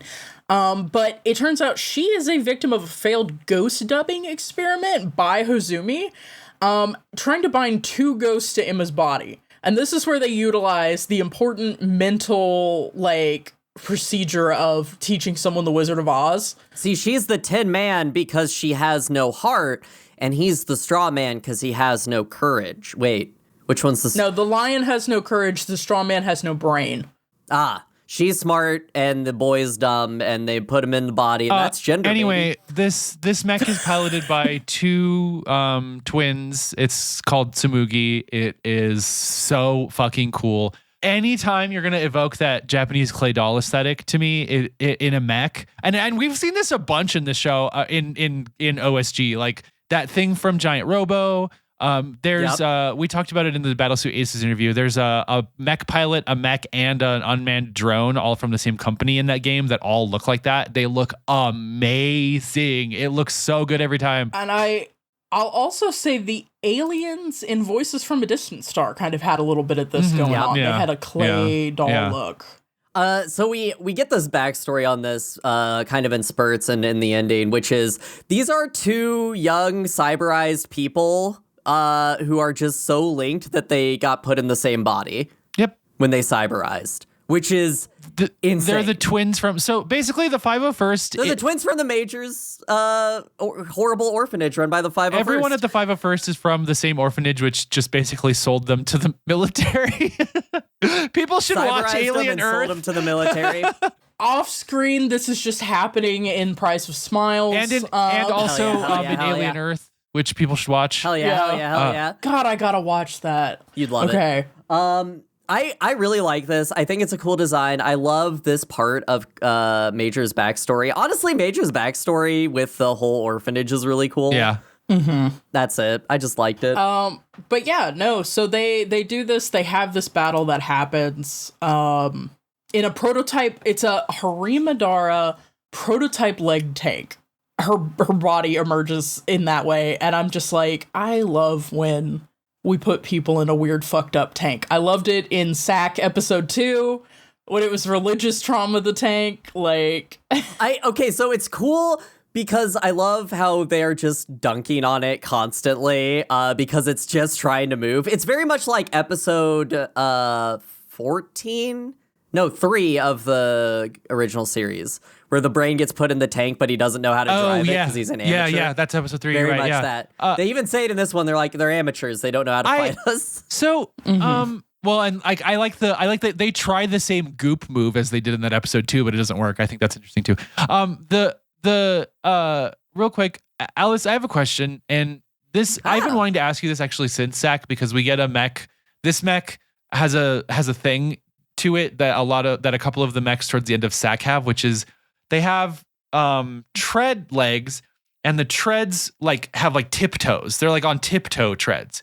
Mm-hmm. I guess I don't understand the physics of treads, because that seems like it just doesn't. That does not congeal. I don't understand how that works at all. Yeah. So basically, how treads work is they're just they're tires or wheels. Sorry, yeah. They're not. Right? They are. They're wheels, just metal wheels, and then a very taut link chain of metal panels that are actuated on the edges. So it's already very taut.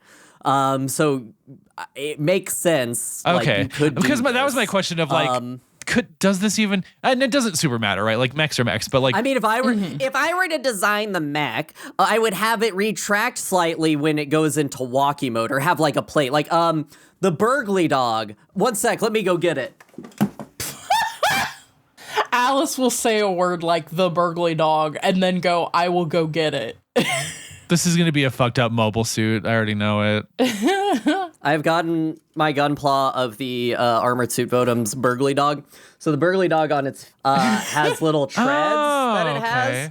And then it's supposed to kick them up when it's just, I'm sorry, that's towards me, not you. Oh. Kick them up when it's walking.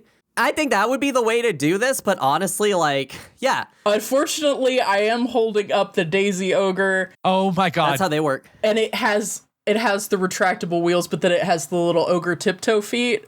But this has the thing where it goes between them because it has a bird foot. Also, y'all, the stand for this broke, and so I killed my mother by telling her that I was doing gunpla bottom surgery because I had to reglue it in there. That's amazing. Also, shout out to the Tumblr user that unfortunately watched Synduality Noir because Nico posted herself doing gunpla. No, I'm sorry. This was literally last night. We got the notification. I happened to look at it, and they're like, "Yeah, that sucked." But I did really like the robots, and I bought the gunpla also. So again, I know. Bandai Namco, so we are moving units. Where is the sponsorship? Border 5, Pyrophoric Cult. This is alternative architecture. The last two, 9 and 10. Yeah, so leg 911 happened. I don't know why I wrote that as my note. Because you would never forget. Never forget leg 9/11. No, there is a plane bombing that happens because of a weaponized android body, like we saw with the mermaid's legs. Sorry, real quick, for journalistic accuracy, it happens because of Orb, capital O. Thank you very much. Oh, yeah. I forgot. Orb. Immediately wrote down Orb, all caps, underlined. Hey, I do want to talk about one thing in this episode. So we get into the pyromania. Sorry. It was an orb operation, but it was false flagged as leg 9/11. Yes. Okay, false flag orb attack. Sorry, okay. The pyromania/pyromaniac cult, we were arguing in my household about if it was a mistranslation. But in it, the pyromaniac uses quotes from Valery Bryusov's The Fiery Angel from 1908. So I wanted to come into this episode and repeat quotes from that book like I did in the Innocence episode. Mm-hmm. Oh, this hell is yeah. so unknown. There's exactly one quote that I could find online. I will now read that for you. Thank you. All my life, I have preserved in the depths of my heart a live faith in my Creator, the defender of the world, in his sanctifying grace and in that expiatory sacrifice of Christ our Savior. But never have I agreed that true religion demands outward manifestations. So that wasn't enough for me. I didn't like that. So I started looking. And I found a reference to a opera production of The Fiery Angel. Oh my God. Which I got a little too into. If you didn't know, the Fire Angel is about wanting to fuck an angel. I just want to be clear. That's the plot of it, is a woman meets an angel relatable. and wants to fuck him. And Relatable. it deals with that. It's beautiful. I'm gonna put at least one screen cap of it. I threw it in our thing. It's the it will be the time for apples. This shit looks so cool, I man. wondered what the fuck that's was.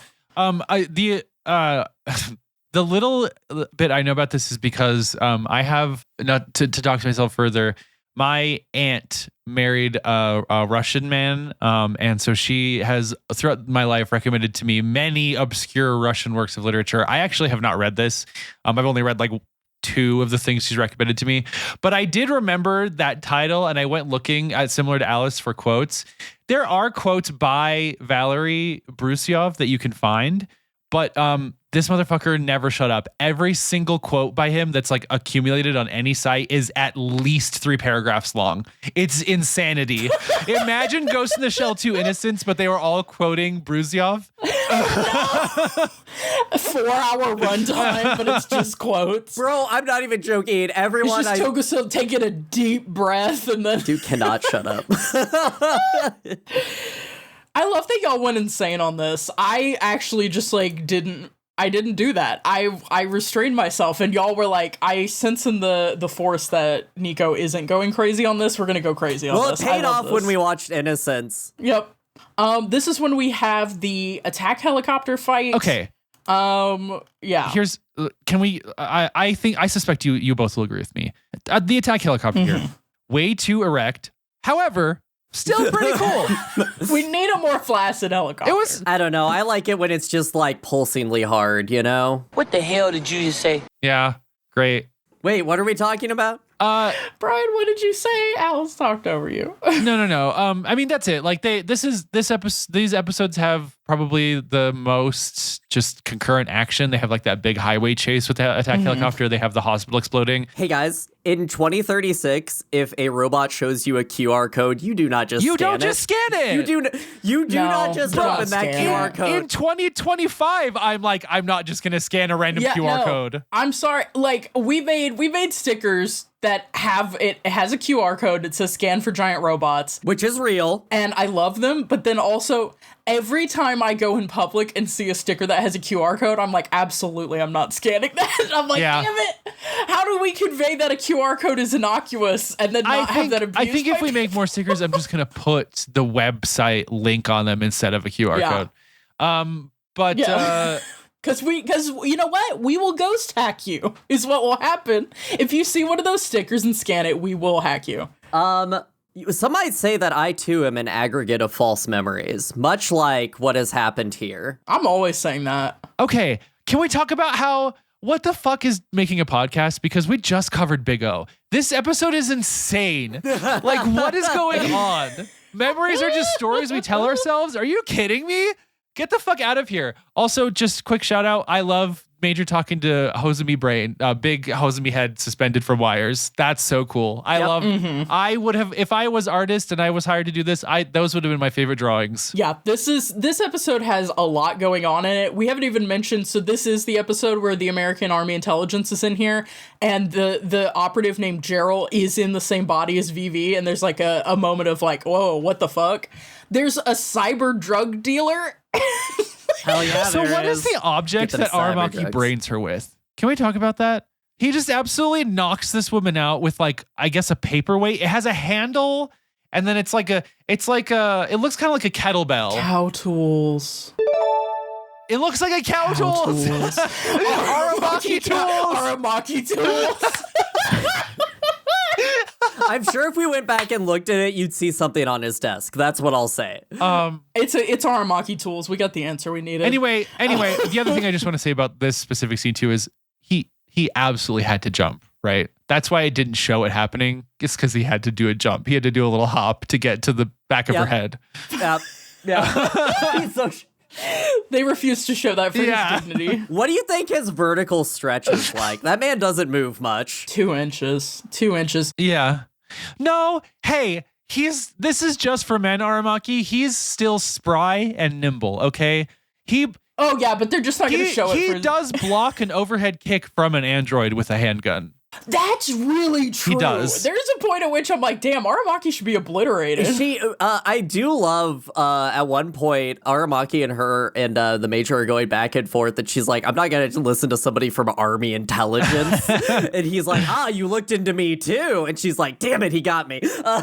Their dynamic is always incredible in every situation. I just want to say, like, the fact that he absolutely no-sells how obnoxious she is grade A. He is the only one that knows how to react to her. Like, and this is how you, I think, get an Aramaki who just, like, absolutely, like, she and him work in perfect synchrony later, because it's like, you start here. Yes. I think that's also how you get Wife Guy Bato. You literally, like you said, Brian, just beat ass for 10 Shout episodes. out, actually, to my favorite example of this is this episode when he's like, absolutely the fuck not. No, you can't just brave dive Hozumi. Anyway, I got you a job to be alone with Hozumi for 2 hours. Okay. Now I'm gonna close this door. You better not brain dive. Sorry, just for structure, a lot of this episode revolves around a prisoner transfer as well, because this person is the person suspected to be the pyromaniac, the person who created the virus.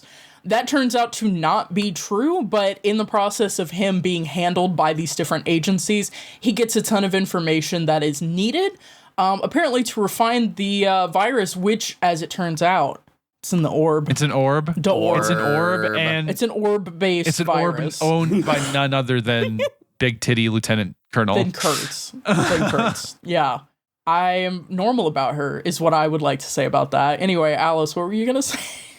I want to talk about Section 9 in this, which is, as I understand, just exists to tell Section 1 to go get their riot shields and stand in front of bullets. Yeah. A++. But also, like, apparently Section 9 has full command and control over every situation, but like we get in the movie we get some of the politics of like, oh, the Rangers won't show up and the Ministry of Defense won't show up because fuck you, and you can just not respond to a crime if you're a cop, I guess. I don't know how that works. I don't like the command center in this. I don't like the new secretaries. Bring back those shoulder pads. That's all I'm saying. If you take a really good look at this place, it's got these big arm things that move around. They're not doing any. Like, what do those do? They're moving like data. They're just like big arms on a track. And Aramaki's standing there like with these like and it's standing man emoji, standing Aramaki emoji. But also, there are multiple times where Aramaki is in a car with what I assume is a member of Section 9 because he talks to him like he is, and he just keeps being like, I'm just waiting to get a good team. Fuck all the rest of you. I'm waiting for the Major to show up. The our cast of characters is like not Section 9 in this. Section 9 are like nameless, faceless dudes in suits that Aramaki treats like shit. That is what Section 9 like actually is in the plot of the thing. When they're digging out the corpse, which is a cool thing that you should be doing in military graveyards, is digging up corpses. Do you ever just roll a big cat into the military graveyard? The Major shows up, Poncho Major, second only to Slit Dress Major that we see in this series. Poncho Major very high on my book. Poncho Major I love rules. Mysterious Poncho Major. We have all of these Section 9 guys who draw guns, and like we see other Section 9 guys just doing shit in the background, and it's just like, okay. But only the Major's unit can solve the crime, I guess. Like, one more named character from Section 9 would have been nice. That's all I'm saying. Anyway, this guy is like a weird, gestalt of Emma, the guy they captured, and a third guy. I'm totally Gestalt lost is such on a this. cool word. I'm a little, I don't understand this. I'm going to be honest. Who are the three characters? Yeah. Who are the three Wizard of Oz characters that constitute this person? Emma, Galvez, and the third name escapes me, and I don't know who that person is. Togasa is the lion. No. No, isn't it Vince? I think it's Vince. It starts with an M, I think. Name from somewhere. It's a Japanese name. Emma, Galvez, and like... Somebody's yelling. Somebody's yelling at us. It's really readable and easy to follow. That's what I'll say. Wait, is it the undercover U.S. agent? Maybe? Musaraka? Or, Murasaka. It's got an R in here for some reason. Yeah, he states he is a vessel for the ghosts of Galvez, Emma, and Murasaka. Yeah, so that's the three. Okay. Glad we straightened that out. But the most important thing is Kurt's retrieve orb. Kurt's refined virus. Kurt's retrieve orb. Kurtz unceremoniously disposes of this like weird fucked up thing after it fries itself and drives off. And that's the end of the show, which is, I think, interesting, right? They knew they were doing a movie, though. Very much like, and check out the show after, guys.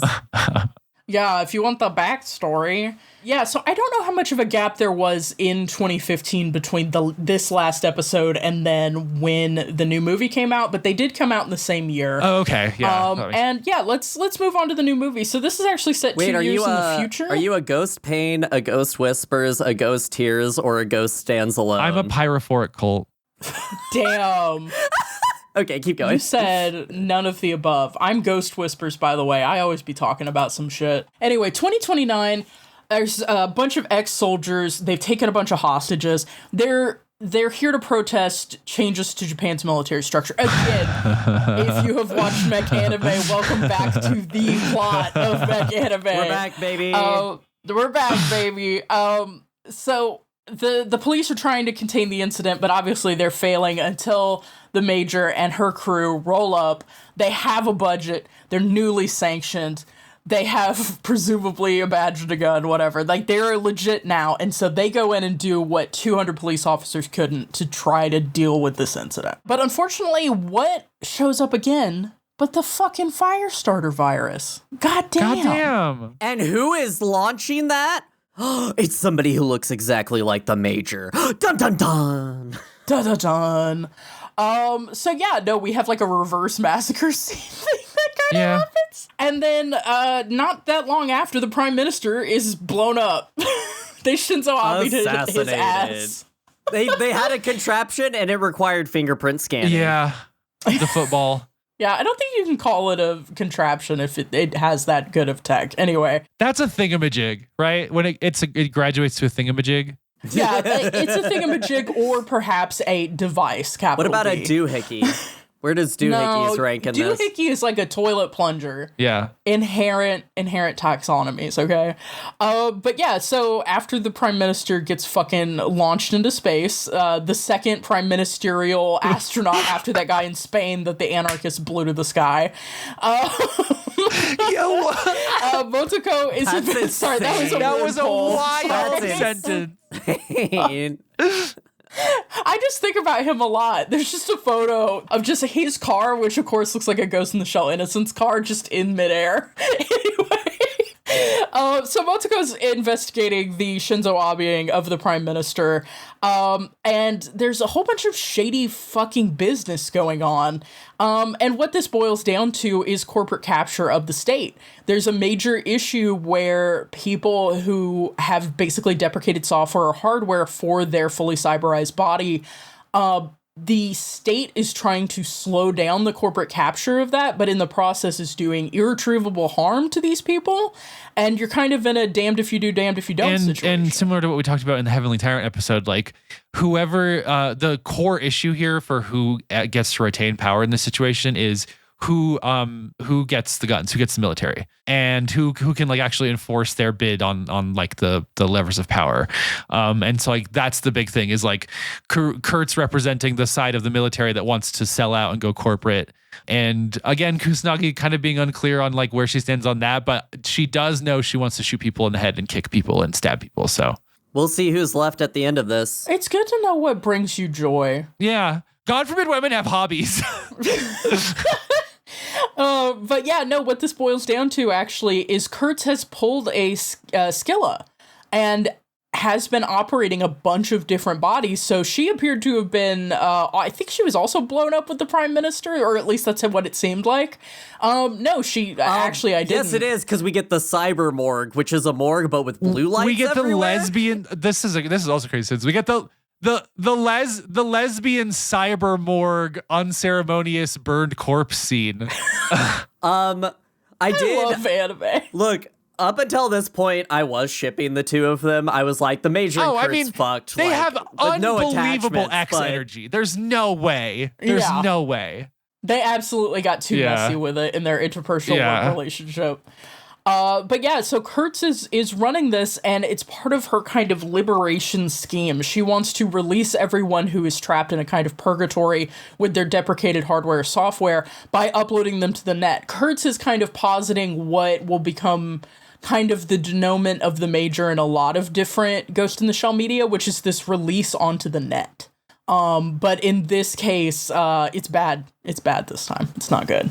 Well, and also, we have to say it, she also wants to continue importing weapons from overseas to make money. She is just here to make money for herself. Well, again, how are you going to pay for that Top notes on like the visual language of some of this stuff too throughout is like, they visit that guy in the wheelchair who refers to himself as a relay, and he shows them his torso, which is like one of the coolest drawings in the whole thing. And then one of the things that kind of like, it's a repeated thing that happens to a bunch of characters, but it signals that they are one of these people who are sort of decaying in real time in their bodies, which is their faceplate comes off. And that is super fucked up looking and cool. Mechs are awesome. It makes me think about like when you're doing any kind of repair, the part that breaks first is the part that has like kind of the most movement or like forces applied to it. And it reminds you that like our face has such a concentration of muscles and nerves. Like there's so much we rely on our face to do. It would make sense for that to be like one of the first parts that just breaks. Nico is saying a true and deep earnest thing, and Alice and I were both just making horrible faces with all of our facial. Yeah, they're just making awful faces. You know what kind of faces they're making. Make this noise. That's the face they're making. Okay, you know exactly what face they're doing. Anyway, I hope we all enjoyed my thought. I'm done now. No, my follow-up to that thought is, I think the plot of this movie being the cyberization happened so fast in non-nuclear World War IV that they were just throwing shit into people's bodies and like the concept being, and they literally just like outline it is, if you sign up for the wrong body part manufacturer, what happens when they stop updating? Yep. What happens when you can't swap things out? I was thinking so much about how, I mean, it's a problem that I'm aware of because like one of my friends is an inorganic chemist. There's such a major problem in research and especially academic technology of abandonware. Somebody makes an extremely like purpose-focused piece of hardware or software, and then they fucking go out of business. But for your research or your industry, you have to keep using it. So there just has to be like one Windows 95 computer that you keep up. There's one Windows Vista computer in your department that if it dies, you're fucked. Yep. Because that is the only way that you can do what you need to do, because the software has just been abandoned. We have that exact situation in my workplace. We have a plate maker for a 2-color press, and it will only run on Windows XP. Yeah. The U.S. nuclear arsenal is on a 1970s computer system. And that just is real. Yeah. Well, they beat the aliens with a MacBook in Independence Day, so I'm sure it's fine. Thank you, Tim Apple. But yeah, no, I mean, it just, again, this is, I think, more than any other, loves to, it is shouting from the rooftops, do not let people take the one thing that you kind of have as much control over as possible, your physical body, and lay claim to it, privatize it, make it proprietary. And in this with Firestarter, like your selfhood too, like the things that, you know, for better or worse, like whatever your opinion on like what makes a person real or not, like you construct yourself. So when you believe that these things that make up who you are suddenly questionable, you know, like the second the Major realizes there's like writing all over her walls in the first episode, is like, and she like has an absolute breakdown about it. It's like, that's real. Like there's a dangerous like unraveling of the self that occurs there. And I will say, I mean, I feel like the message is like, listen, if you are completely able-bodied, weren't blown up in a military situation, don't let them put robot parts in your body, especially not just to keep up with the times. If you're put in that body, get into some kind of polycule with like somebody who runs Linux and can update your shit. Like you gotta find somebody who could support you in an open source way, because otherwise corporations will fuck you every time. Gotta get a flube driver for my elbow joint, because it keeps locking up, and my arm is Linux based. Fuck me. I don't want to talk about the fact my Wi-Fi driver still doesn't work on my Linux laptop. Technology. I want to talk about some of the technology that we have. Don't want to talk about your Linux. So when they're hacking into the safe, those hacking goggles that they have are sick. Also, earlier in alternative architecture, we see Ishikawa in a hacking thing that is like a TV with like a circle he puts around. Ugliest thing ever. We finally get the normal one in this movie. Oh, I guess I didn't notice that difference. Yeah, they look the same to me, but I mean, Alice is the one who's seen it 3 times. Also, I should say too, I'll put some pictures. They're weird. I said way earlier in the year in the show that in Standalone Complex they give Ishikawa a little truck to ride around in so he can do hacking. I was wrong. It was in this that he gets the little truck that he. I love his little hacking truck. Yeah. So just to shout that out. Ishikawa in this is funny. I made a joke out of Ishikawa beating ass, but it makes sense because we knew in the first series that like everyone but Tokusa is ex-military. So like obviously Ishikawa would know how to kick ass and do intelligence work. He beats paws up. It is fun. I forgot about that. It is fun that he gets to just like absolutely go ham for a little bit and then he gets to go back to being the nerd. Because you could get the wrong impression that he's like somebody who just it's been a NEET or something, and it's like, nah, man, this is just somebody who is like really good at computers, but also just he's literally fight smart, not hard, and Bato is fight hard, not smart. Yeah, Paz is a character I really love. He's in this good. series. He's good, and they did him justice by giving him not one but like a couple fights where that actually look good, unlike the knife fight in Standalone Complex. Yeah. I really like, he really feels like a person, and he feels like a character more than anyone who almost is transitional between Tokusa and the rest of the squad because he's been doing undercover work. And like, he clearly, like, there's some conflicts between like what his priorities are. Though I do love, he is the one member who I believe volunteered. Like, and he's also the one who defends Kusanagi's dating life too, because he has that he's still Paz. He says, I've never slept with the same woman twice. And they're talking about how the Majors had like 8 boyfriends in 6 months or something. Paz says feminism is just treating her like one of the guys.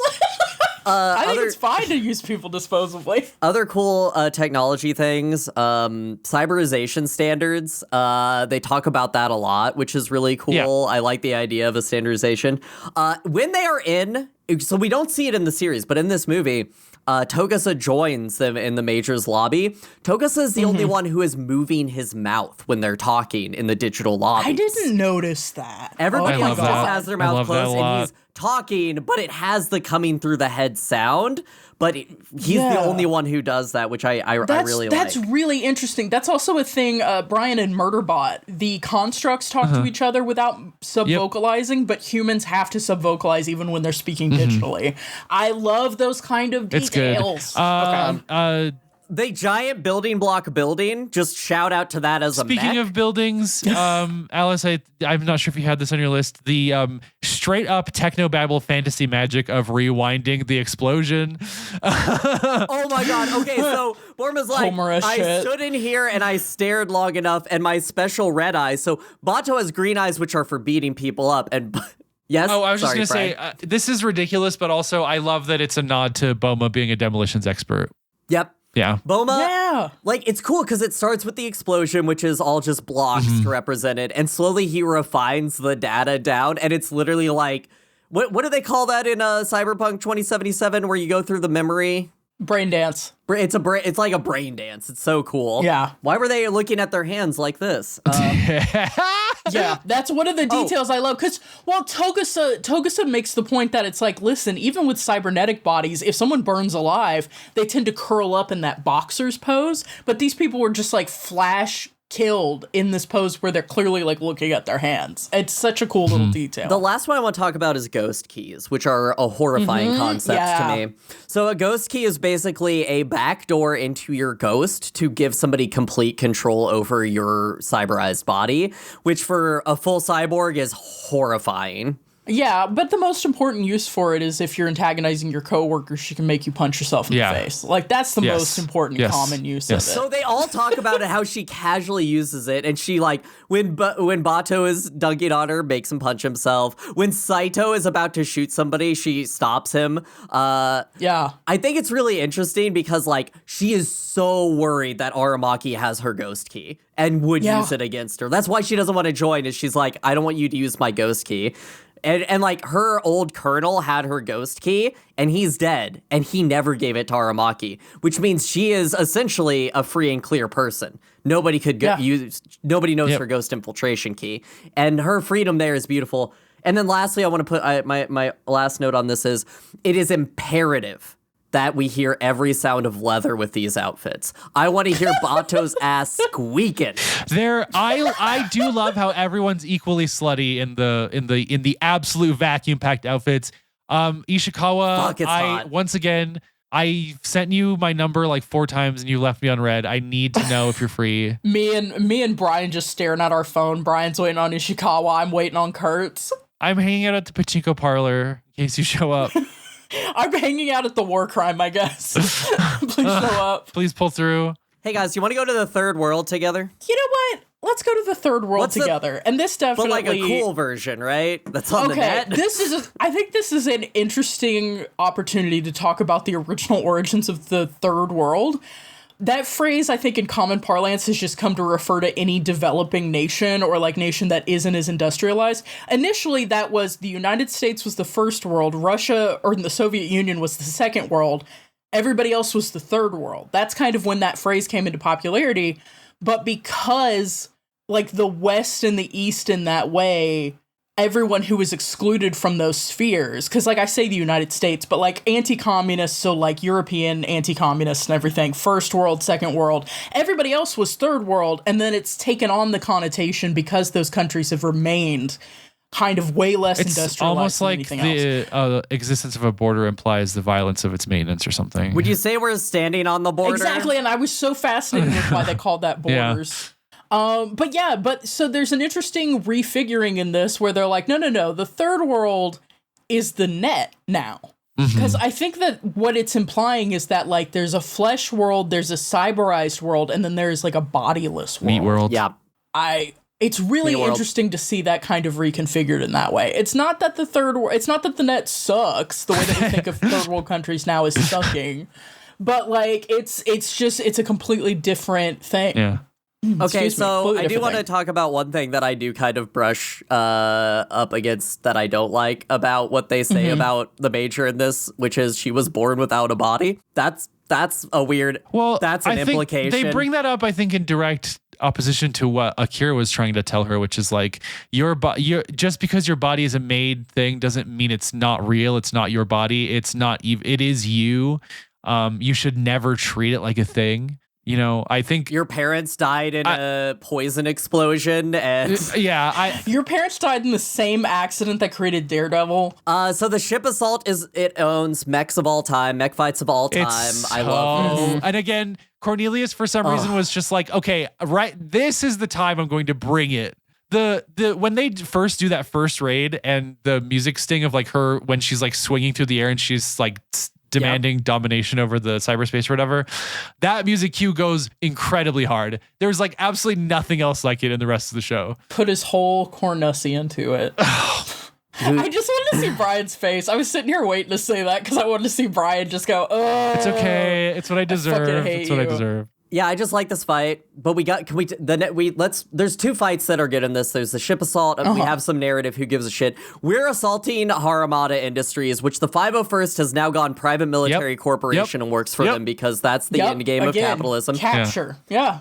And she goes in. Okay, so we have multiple times where she goes there. And like the first time she goes, they like all meet her in the lobby and they say, hey, do you want to have a fight at the end of this movie? And she's like, okay, let's have a fight at the end of this movie. And Cyber Ninja is like, I really wish I had made the cut for Metal Gear Solid 6, but they didn't make it. So the second time she goes in, she's running. She has 2 mobile servers already plugged in to be barriers. The lobby bots come up and she hacks them and is like, show me where I'm going. Goes in. This is some grade A some might say wizard class hacking that she's doing here, which we haven't said once in the show, but they say super wizard class hacker. Super wizard class hacker. She's doing like biblically accurate watchdogs in this fight, honestly. But then she gets caught, and this is, hey, the narrative of Arise is the Major has to learn that it's better to work for a team and work for an organization than work alone. So she starts running away from them. This fight is cool because it's the Major losing, and yet she's still kind of dunking on them. But the 501st is all like, hey, we all grew up in an orphanage together and don't want to kill you. And she kind of feels the same way. But we get a cool moment where she uses a gun arm, to which later Bato is like, it's not like you to waste like processing power on a hidden weapon. Because, like, that's a downgrade for you, actually. But we've seen earlier that, like, one of her hobbies is kind of getting weird, unnecessary customizations to kind of make herself unique. Like, in the way you might get tattoos to feel more in connection with your body, she seems to do, like, weird little procedures to customize herself. Well, and she does that on the fly. And then, like to Alice's point, like, I think the thing here is, like, it's the added weight of these new mechanisms that slows her down, and it implies that like or at least Bato is implying that she lost judgment in favor of being angry. That's fair. That's a better pull there. Yeah. And so we hear the beautiful Logicoma yell Major, shoot off smoke bombs, ride in, and they throw the Major in the trunk and drive away so that she can have and this is, to be clear, a mid-fight fix where Bato takes her to her secret bunker and is like, I fixed you up because, you know, I'm Bato. Because you know what? It's time for my heel face turn to fucking wife guy. And he's like, by the way, all of the Section 9 guys are just fucking up the 501st right now. So when this number gets to 100, you can come rejoin the fight and win. I fucking love Bato absolutely destroying that guy off screen. So good. Fuck. Don't even. Oh. It's so good. Honestly, the payoffs of like the instructor and the Electro guy. This fight's great, but it's the cannon on the back, right? Okay. So at one point, Boma runs up to the Major and uses his own body to brace so that she can just fire a 40 millimeter fucking cannon on the spot. This is the sexiest maneuver, by the way. Like, it ruled in Fury Road when Max just, like, becomes a sniper tripod. Just becoming someone's gun support is inherently sexy. This shit is why they invented knighthood. I swear to God. Yeah, literally. Squire, bring me my cannon. Yeah. Real Fallout Squire vibes. Yeah, I get that. This is great. God, I love this ending. I love this fight. Hey, what if the cool and sexy Colonel that we met was also a paraplegic white girl in a tube? Have you thought about that? What is happening? Can I just ask something like not just like logistically? What's happening in this scene? I don't understand. Where they're filling water. Why are they drowned? Why is she in the tube with the water? Oh, well, that's our orphan pit. That's our orphan pit. Bad orphan hackers get banished to the orphan pit and submerged in the water. Well, listen. Okay, with flesh orphans, you just throw them in any pit and they'll die. But with cyborg orphans, it's got to be a water pit. Okay. I've thought about this because every you time thought about the cyborg water pit, the orphan pit. Here's what I think it is. It's the shelling. That's why there's like the tubes where the water's coming in. Once it fills, they're gonna. But like they say that they can't shell this body. So I think it is just killing her, but I think the design of that is for shelling. It was originally intended That's what I want to say. It was originally intended for shelling. That makes sense to me, but also I just think more orphanages should have a big pit. The orphan pit. I just want to shout out some of the art here where it's like their relationship is undercooked a little bit just because I think the length of the thing and how many things it's trying to do. But there is... And how many characters are involved. They don't fill out theirs. Yeah, there is so much emotion in like that scene where they're little girls and she's trying to get up out of the chair and she falls down. And they have that like really quick shot of Kusanagi offering her hand. And the smile that Kurtz has when she's offered her hand and the smile that she has when they're like pressing their hands on the other side of the glass together. Which, by the way, if you're still for some reason wondering if Kusanagi's straight, she uses a iron like cord thing to dive into the death pit so that she can have her last moments with Kurtz. Underwater. Gay. Classic bisexual maneuvers. I think that this is, honestly, between this and like when she's running around, we get the scene where she's running around the orphanage and little cute Major, I love her so much. And she sees the two twins and she just goes up and waves at them and then leaves. Like, I love the Major. The Major is very much an extrovert. She just doesn't always talk all the time. And I do love her extrovert energy. Is like, oh yeah, people like the Major. Yeah, she's like, she dates. Like, she's obviously going places and getting dates. Like, to go back to episode 9, when she's smiling at the... No, wait, it is in this one. It's the Prime Minister's son. You mean that guy who is the Ocean Gate CEO's like fucking nephew that used the funeral to ask women out? You mean that guy? Yep, that guy. He's there. But what a pull. Wait, he asked her to go to dinner, and she just like gives him this smile that like, if you're a girl or a person who's ever been asked out by a guy and you're like, this could benefit me, I could get free dinner, there's a certain smile you put on. I've given this smile many times. But he says, you know, you don't, after like the intro when she's getting the funding, which I love the Major in any military outfit ever, I'm gay. He's like, you don't have to force your smile so much. And she says, I've never used a programmed smile. And I love that line because it's like... the implications. The fact that she would... That's why she's always so stoic and like only smiles sometimes is like she doesn't put on fake expressions. Those are her genuine expressions. That's such a good note. Women keep getting away with it. You can stab your ex in the head with a knife if she is a corpse. Legal. Is it gay to fucking pull up in the trunk of a Logicoma and just absolutely sucker punch yourself in the back of the head? Never trust anybody. I love when she just is like, don't you fucking kill yourself. We gotta talk. Yeah, good shit. Oh, this was great. I liked this so much more than I remembered I did. Yeah. I will say my expectations going in, because we skipped that part at the beginning. I forgot. I just went right into the summary. I had never fucking heard of this. I had only seen just like a few images of Major with like a more severe haircut and a slightly different art style. Yeah. I had no idea where this figured into anything. This was such a wonderful little package. Like I said, messy, a little bit messy. The writing can be a little bit hard to follow at times. But I think it is compelling in that it is so interested in the things that Ghost in the Shell has always been interested in, but attacking them from a slightly different angle. And it's just gorgeous. Oh my God. So pretty. Even the CGI isn't terrible. It's gorgeous. It's gorgeous. And again, when Cornelius learns to compose, it's really good there too. It's no Yoko Kanno, but it's good. Like, it was just solid. I never hated any of the voice acting. No. Even the people who aren't the same. I really enjoyed the reads, the characterization. There's just the a dub lot was interesting, to love. and especially the dub maneuver with Mary McGlynn, like, taking on that role. Like, I think that was a really cool thing. Yeah, no, this was just like such a wonderful treat. But unfortunately, I'm being brain hacked right now, so I'm going to have to do something that an unexpected maneuver. Alice, I'm pointing at you directly, and I'm saying you have to rate these goddamn mechs, or I'll shoot you. Damn, Firestarter, the hell of a thing. You've used your ghost infiltration key that you have on me, and I am telling you my rating. So, this is things that people say in the OSG rating section. I had to look at my old ratings and really dial in where I was coming at on this one. And then I was like, you know what? I've always been vibes based about this. The Logicoma in my heart is so much.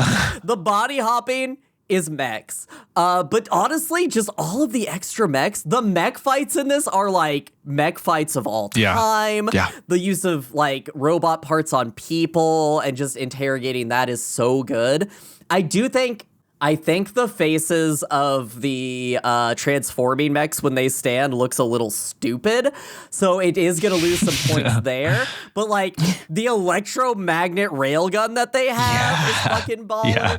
the construction mechs that we fireballer, the attack helicopter. Like, there's just, but it's the Logicomas, guys. It's the Logicomas. Seeing a mech be developed through a series is something you rarely see. You get like one upgrade usually. Yeah, mid-season or like upgrade. One special unit.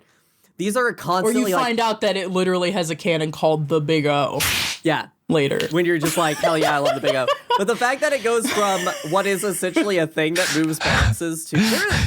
Brian touched on it, and we didn't dive into it. There is a scene where the Major is like, I have to hack, and I won't be mobile for it. And she sits under a Logicoma who just turtles up and turns on camo, and is like... She parks the Logicoma over her bike. The ceiling is falling, and the Logicoma is like, uh-oh. And every time the Logicoma said something that was, like, childish and cute, like, there's one where he's like, oh, is he dead in there? What did you do with the body? Oh, and we didn't even talk about Captain Nada, who just had his face swapped. There's a face swap in this movie. 9 out of 10. Yep. All right. That was a powerful run up to a 9, but I respect it. Bri, how are we feeling? I like waffled on this so much, like, because like I don't actually hold on. I'm gonna pull up my ratings really quick. People often say this in the OSG rating section. I had a really hard time with this one because like no matter what, it's like it's gonna be extremely high. Okay, I gave SAC and Second Gig both 10. So I feel like I have to give this a 10 because frankly I thought the mechanics themselves were better in this. Like SAC is the story of Ghost in the Shell to me, like in so many ways and in so many ways on the performance and like the visuals and everything. But like the way this show looked and the way the mechanics worked and like all the stuff it was doing with bodies and like some of just like again like some of the drawings of bodies and how that stuff like related to the idea that like again to me the most successful thing about Ghost in the Shell as far as what we've talked about is like this like vulnerability at the center of something that you operate as a body, and the way that was made vulnerable and the way that was troubled and complicated in this was like so satisfying to me. So it is absolutely a 10. If I could have given it an 11, I would have given it an 11 because like holy shit, this was so good in all of those ways. Yep. Yeah. I've realized that I have a trend in my ratings where I tend to be very high. The lowest score I've actually ever given was a 3. That was on GIVO, right? I've never given it. Yeah, well, it was on GIVO and it was on Nuisance Daily Life, actually. Oh, okay, yeah, you're the highest rater on the podcast consistently. I consistently am. I get really hyped about stuff. Unfortunately, that makes me want to like lower my score. But Brian, like you said, like this is the goat. Like this is. And for me, for the Year in the Shell project, talking about bodies as mechs, this series goes at that so hard, right down to planned obsolescence. Right. Like it goes into on the fly body modification. It goes into the fucking Sugumi fucking shaped ass looking motherfucker who I was like, you're CGI, but I am obsessed with you. Like it's another 10, unfortunately. I think what makes me the angriest is that I gave Avatar a 6, and I'm like, unfortunately, I did have to hand it to him, but I wish I didn't have to hand it to him so often. But I love robots, and this is like the ultimate robot shit, but it's also the ultimate cyborg and android body shit. Like, it's so much shit. I think what we're kind of slowly discovering is like sometimes your story is dog shit with dog shit priorities, but if you design a cool robot, like I have to say that it was a cool robot. Like there's no such thing as, and you know what I mean? unfortunately, it's the metric. Yeah. When your story is also like, it's a little bit inscrutable, but incredibly cool and concerned with a lot of the things that I'm concerned with about like android bodies and about things like that. Like I frankly have to be obsessed with it, unfortunately. Like immediately like now it's a 10. Listeners, this is usually when the third one out of the group is like, I've got to change. I'm not. That's fair. It's still a 9. That's fair. No, it's still you know what, I respect you. It's definitely, I'm on my bullshit. Well, y'all, we are going to head to a break, and after we get back, we're going to do a little game, more like a test. Oh, God. To assess some skills that my co-hosts may not have had to have formally assessed in a long time. Oh my God, we're taking an autism test. We're going to take the RADS test.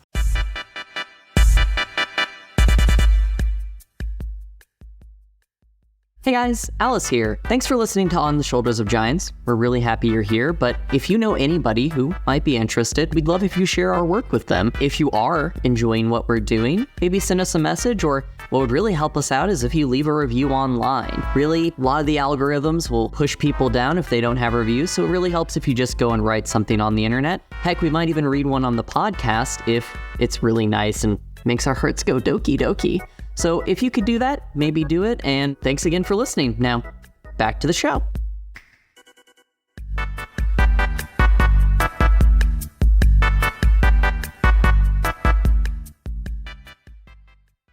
All right, welcome back. I have a game for us, or rather, an assessment. Oh God, I'm like obscenely nervous right now. The comas, as I will call them collectively, have served a lot of roles in the Ghost in the Shell franchise. Namely, like whipping around on webbing, kicking absolute ass, but the Logicoma in Arise has a very special job that we see them on screen doing often. Following the Major on highways as she drives her motorcycle. Yes. Yep. But how safe is that with their little outdated neural chip? Hello, my beautiful Logicomas. You have been implanted with the raw data of thousands of hours of driving. As part of your regular maintenance, we will assess how well you've retained the rules of the road while having to follow around a madwoman on a motorcycle who mostly wears red leather. That's right, the two of you are going to be taking a driving test. I need listeners to know that both me and Brian have been stunned because of what we know about the host of this episode. And that I've got a perfect score on the written 3 times and never got my actual license. And that both of us are certified drivers. We're going to do 10 questions instead of 40, which is your standard kind of assessment, at least in Washington State. For each one, you're both going to give me the answer. I'll mark who was right and who was wrong. There's no stealing. You need 8 correct answers to pass. You have to have an 80% to pass your written driver's test. Hey, younger listeners, a little preview. Also, you shouldn't be listening to this without parental supervision. I say some rancid shit. All right, are y'all ready for your little assessment, my beautiful Logicomas? How does the madwoman on a red motorcycle work into this, Nico? Every time you answer a question, you need to answer it also thinking that the Major is like in unsafe following distance in front of you and might stop at any moment and ask you to crouch over the bike. Or like suddenly T-bone a moving van. Yeah, exactly. Or just throw her whole bike inside a van. Or pivot on its front wheel and turn completely somehow.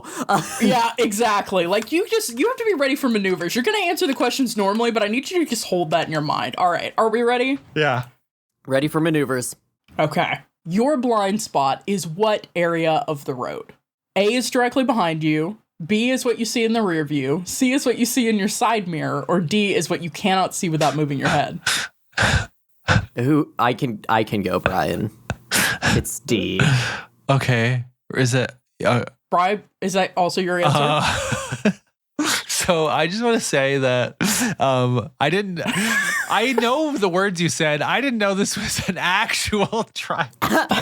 It is. Welcome. Brian is falling to pieces with this information. I can't believe you're literally on epermittest.com/Washington. It's really just a driving test. There's no flavoring. I also want to say I'm a little bit confused by the wording, but I guess I'll agree that it's D. You are both correct. I knew that one. I could have gotten Brian. That's fair. I should ask you in a specific order. Now, here's the important question, though. Yeah. Question 2. If you are driving behind a motorcycle, what must you do? Is it A, allow the motorcycle to use a complete lane?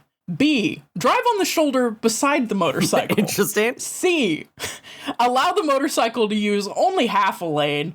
Or D, pass in the same lane where the motorcycle is driving? So you've got your legs. How are you moving around the Major? So like there's like the actual correct answer and there's the morally correct answer. Brian, okay, what do you think is the actual correct answer? The actual correct answer is A. Okay. The whole lane, I agree. What do you think the morally correct? The morally correct answer is D. If I'm a Logicoma, I'm just stretching my little leggies and driving over, if I'm being honest. How do you share half a lane in a car? Yeah, I'm trying to figure that one out. Oh, That's my what God. morality is. It's when things are difficult. All right. After passing a car, or say the major if you're letting her use a whole lane, it is safe to return to your driving lane when? Is it A, you signal for 4 seconds with your intention to return to your lane? B, the driver you just passed signals you to return to your lane? C, the headlights of the car you just passed are in your rearview mirror? Or D, you see the headlights of the car that you just passed in your side view mirror? I know the answer to this one. I don't. Okay, Alice, it is your turn to answer first, so. Can you make Brian? Because he'll just copy. Let's be honest. Do you guys want to DM? Do you guys want to write on a scrap of paper and hold it up at the same time? Do you want me to count in and go 5, 4, 3, 2, say it or whatever? I just want to win, so yes. I'll write it on my notes app. Okay. Okay, I'm ready. I'm ready. Okay. This is so embarrassing. Hold up your answers or tell me your answers. Okay, A. Yeah. And Brian, you've also put A? Okay. That is incorrect, unfortunately. One way to make sure you're not creating a hazard you just passed is to look for the vehicle in your rearview mirror. You have to be fast as fuck past them. Hey guys, that's a good rule of thumb, but depending on distances you should have between people on the highway and at speed, that might not be correct. You might need more distance than that, so jot that down.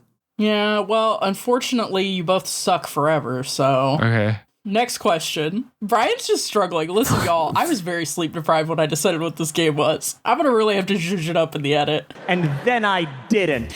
If you see red reflectors facing you in the pavement edge... Major? Yeah, red reflectors. That means the major's on the ground. If you see red reflectors facing you in the pavement edge line, this means you are A, approaching a busy intersection. B, approaching a stop sign. C, facing traffic the wrong way. Or D, in a no passing zone. I'm locked in. Unsure, but locked in. We don't do reflectors here. Yeah, I don't know. Oh, sorry. Wait. All right. Yeah. Alice has C. Brian has... Oh, D? I can't tell. D, yeah. And Alice, you had C. Is it the stop sign? Okay. That was my other answer. No, it is if you're going the wrong way down the street. So Alice gets this point. Apparently, yeah, I guess that's a Washington only thing. It feels like it should be everywhere. If you're going the wrong way, they have reflectors embedded so that it goes red, red, red. Please don't be in this lane. I've seen that. They just don't got money here. Yeah, that's fair. Okay, you're driving along as your little Logicoma self, and one of your legs explodes. Where should you park when you need help after your leg explodes while driving on the highway? I was fighting another tank. Is it A, in the right-hand lane? Is it B, off the pavement? Is it C, where your car will be visible for 200 feet from the front? Or D, where your car will be visible for 300 feet from the back? What a weird thing. I'm ready. Fucking, I don't know. I'm ready to. D's nuts. D. I also picked D. D. Okay, you both did D. It's just off the pavement.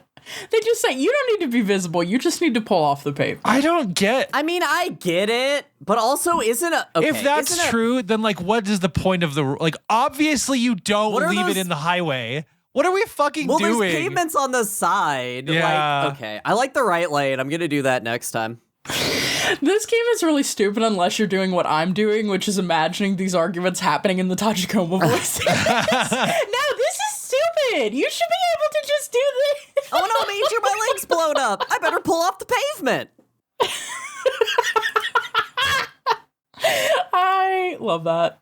Okay, my beautiful Logicomas, I'm sorry. If the roadway is wet and you start to skid and it's slippery and you're going, wah, probably. What should you do? Slowly ease off the acceleration. Slow down by shifting to a lower gear. Slow down by braking quickly and firmly, pumping the brakes.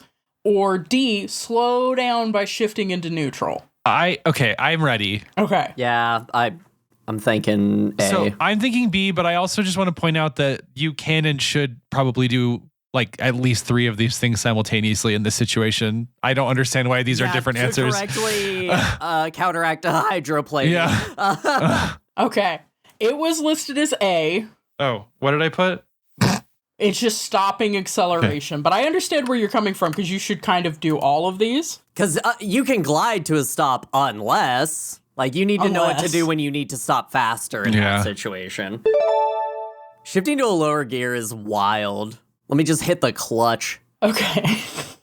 I can't figure out how this one would work for a Logicoma, but I want it to. It's just bad. It's just like, how do you stay awake in the car, drink an energy drink? And I'm just imagining a Logicoma drinking. Wait, no. I was taught the real answer to that is you eat something complicated like sunflower seeds that you can't just like shovel in your mouth and fall asleep. You have to like concentrate on what you're doing to eat them. No, the real answer to that is pull over and rest legally. That's what they want you to do, cowards. That's what they want you to do. If you do need to stay awake, you roll your windows all the way down, you put on loud as fuck music, you're cold as hell, and I guess you eat a complicated food. Yeah. See if you can multitask yourself into wakefulness. Okay, here's the next question for real. I take those no-dose pills. Alice is on trucker speed. I do cocaine. Hell yeah. I just do a little cocaine. Obviously. Me on the written test at the DMV. Can I write in an answer? All right, y'all. If you exit a freeway with a ramp that curves downhill, you should A, slow to the posted speed limit for the freeway. B, wait until you enter the curve before braking. C, slow to a safe speed before the curve. Or D, accelerate before the curve to prevent oversteer. Okay. I totally zoned out for that. I'm going to guess. Brian's like, as a Logicoma, you need to know how to center your gravity on a tight turn. I put B. C. Okay. C, B, okay. I have no idea what I just guessed. Alice, you were correct. It was C. I accelerate through the entire turn, personally. I'm an armored vehicle. I will just careen into whatever. That family of four is not my problem. we have 2 questions left. I know it already feels interminable because I'm literally asking you DMV questions, but I believe in y'all. All right, so you're watching the Majors. You cruise along behind her. She extends her arm to the left and then ankles it down. Aww. What does this hand signal mean that she intends to do with her vehicle? Oh, I know this one. Is it A, turn left, B, turn right, C, stop, or D, start the motorcycle? Are we ready? All right, you ready? C. C. That is correct. Because it's the same for bicycles. Yes, that's why I know it, because I do bicycles. Sorry, we believe in European transportation, Major, okay? Not your Akira-ass motorcycle. All right. When you park your Logicoma, when you make yourself into a box over the Major, and you are on the traffic side of the street, how do you indicate that the Major is emerging from under you? How should this be done when she's ready to emerge from under the Tachikoma into traffic? Is it A, give an arm signal that she is exiting from underneath you? B, have you turn on a left turn signal? C, turn on a right turn signal. Or D, check traffic approaching from behind. I don't know, man. This shit's so stupid. D. Do we do D? Correct. You should definitely tell the Major to look. Bro, the other answers were so much. Open, but like look with your eyes though. She just like uses her brain hacking to look at the... Okay, last question. You're driving on a crowded intersection behind the Major on her motorcycle. She slews in a kind of cool Akira slide around a blind pedestrian who is carrying a white cane or using a guide dog. But what should you do around this blind pedestrian? Should you A, slow down and be prepared to stop? B, take the right of way? C, proceed normally? Or D, drive away quickly? First I off, assume that's like use your webs. I'm gonna ask the Major why he doesn't get cyberized eyes. Yeah, first of all, I'm gonna ask it. I put C. Okay, we have A and we have C. A was correct. You're supposed to not run them down, but I understand, Brian. I understand the urge. Take that bitch out, Brian. So, I've got my red smock on. I've got my stupid visor on. I'm one of the techs for Section 9. I'm getting close to sentience. I'm standing with a tablet, and I'm looking at your assessments that I've given you. There's a guy crucified like over there. Yeah, there's some fucked up shit just happening over there. There's like 3 employees that don't have names Aramaki is screaming at over there. Like, secretary in a logic loop, you know? Yeah, I did doing the finger thing. And I'm looking down at your assessments, and I'm like, oh god, your minds are supposed to be kind of basically the same. Alice's unit isn't approaching sentience. Brian's unit has the individuality to run over a blind person. Brian, you have failed your driving assessment. You are not safe to follow the major on the highway. Alice, you passed, but with the minimum score. Try my best, guys. Hey, I found this cool brain case in the market. Can we plug this in immediately? Wrong series! Yeah, now I'm gonna have you both turn around so I can check the trunk to see if you've actually loaded your weapons. And I'm gonna look you dead in the eye, piece, and say, why are you empty? There's a purple-haired woman back there. Oh, shit. All right, thank you for humoring my dumb-ass fucking game. That's this I'm glad podcast. We've all learned something about That's just driving. what this podcast is. I've learned that I shouldn't be on the road. No, I think you're fine. Just, like, don't drive in Washington. You can still fight tanks. You just can't be on the road, okay? Yeah, you can always fight someone on a submarine. The rules say what they say, but they can really only be followed by everyone if everyone follows them. And sometimes you have to react to other people who are fucking maniacs. That's all I'll say. And that also is just a plot from Ghost in the Shell.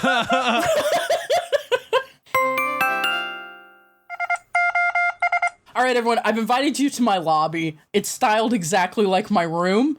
There's a shelf of gunpla. There's sort of an art print. My closet is visible, and you could see how I've hung my shirts up. Anyway, I've gathered you all here because we have a letter. So I'm going to give you the briefing. We got a comment on our NeoCity site from a user Unartor saying, "This is amazing. I will listen the hell out of this podcast. Extreme Meat Punks and Mechs bring me so much joy." I only shared this because this is a really small comment. I only shared this because this is how I remembered that you can leave comments on websites on NeoCities. Thank you, Anatar. Yeah, thank you. If you have a NeoCity site, why don't you come by and hang out? We follow people. You can follow us, whatever. If you don't have an account on NeoCities, you should make one and make a stupid little fun website. And also just like leave random comments. It's like proto-social networking sort of, but you literally just react to each other's kind of websites. This should be the only thing. Get rid of Blue Sky. NeoCity should be the only thing. It's really good. It's really good. And it's fun. There's tons of like indie creatives. There's webcomics on there. There's people who just make buck wild websites. There's what are those things called? Web circles or something? Web chains? Web rings. Yeah. There are web rings everywhere. Like, it's really fun, but I like that there is a utility for you to follow a website so you get updates on when they update their pages, and you could comment and say, The dream hey. of 2002 is alive on NeoCities. It is. And it's alive with the OSG website. It's one of the things I'm proudest of. I did want to shout out, because we talk about it sometimes, but I wanted to shout it out. Alice does a ton of work on the website. I love it. We have great... Yeah. I was just going to say, Alice is the mother of the podcast in many ways, and this domain, consistently, I check our numbers quite habitually, and our number one referral platform and the number one thing that gets traffic of all of our properties is the website. And so it is Alice's pride and joy. It looks so good. You should check it out. And it's also the thing we get the most compliments on.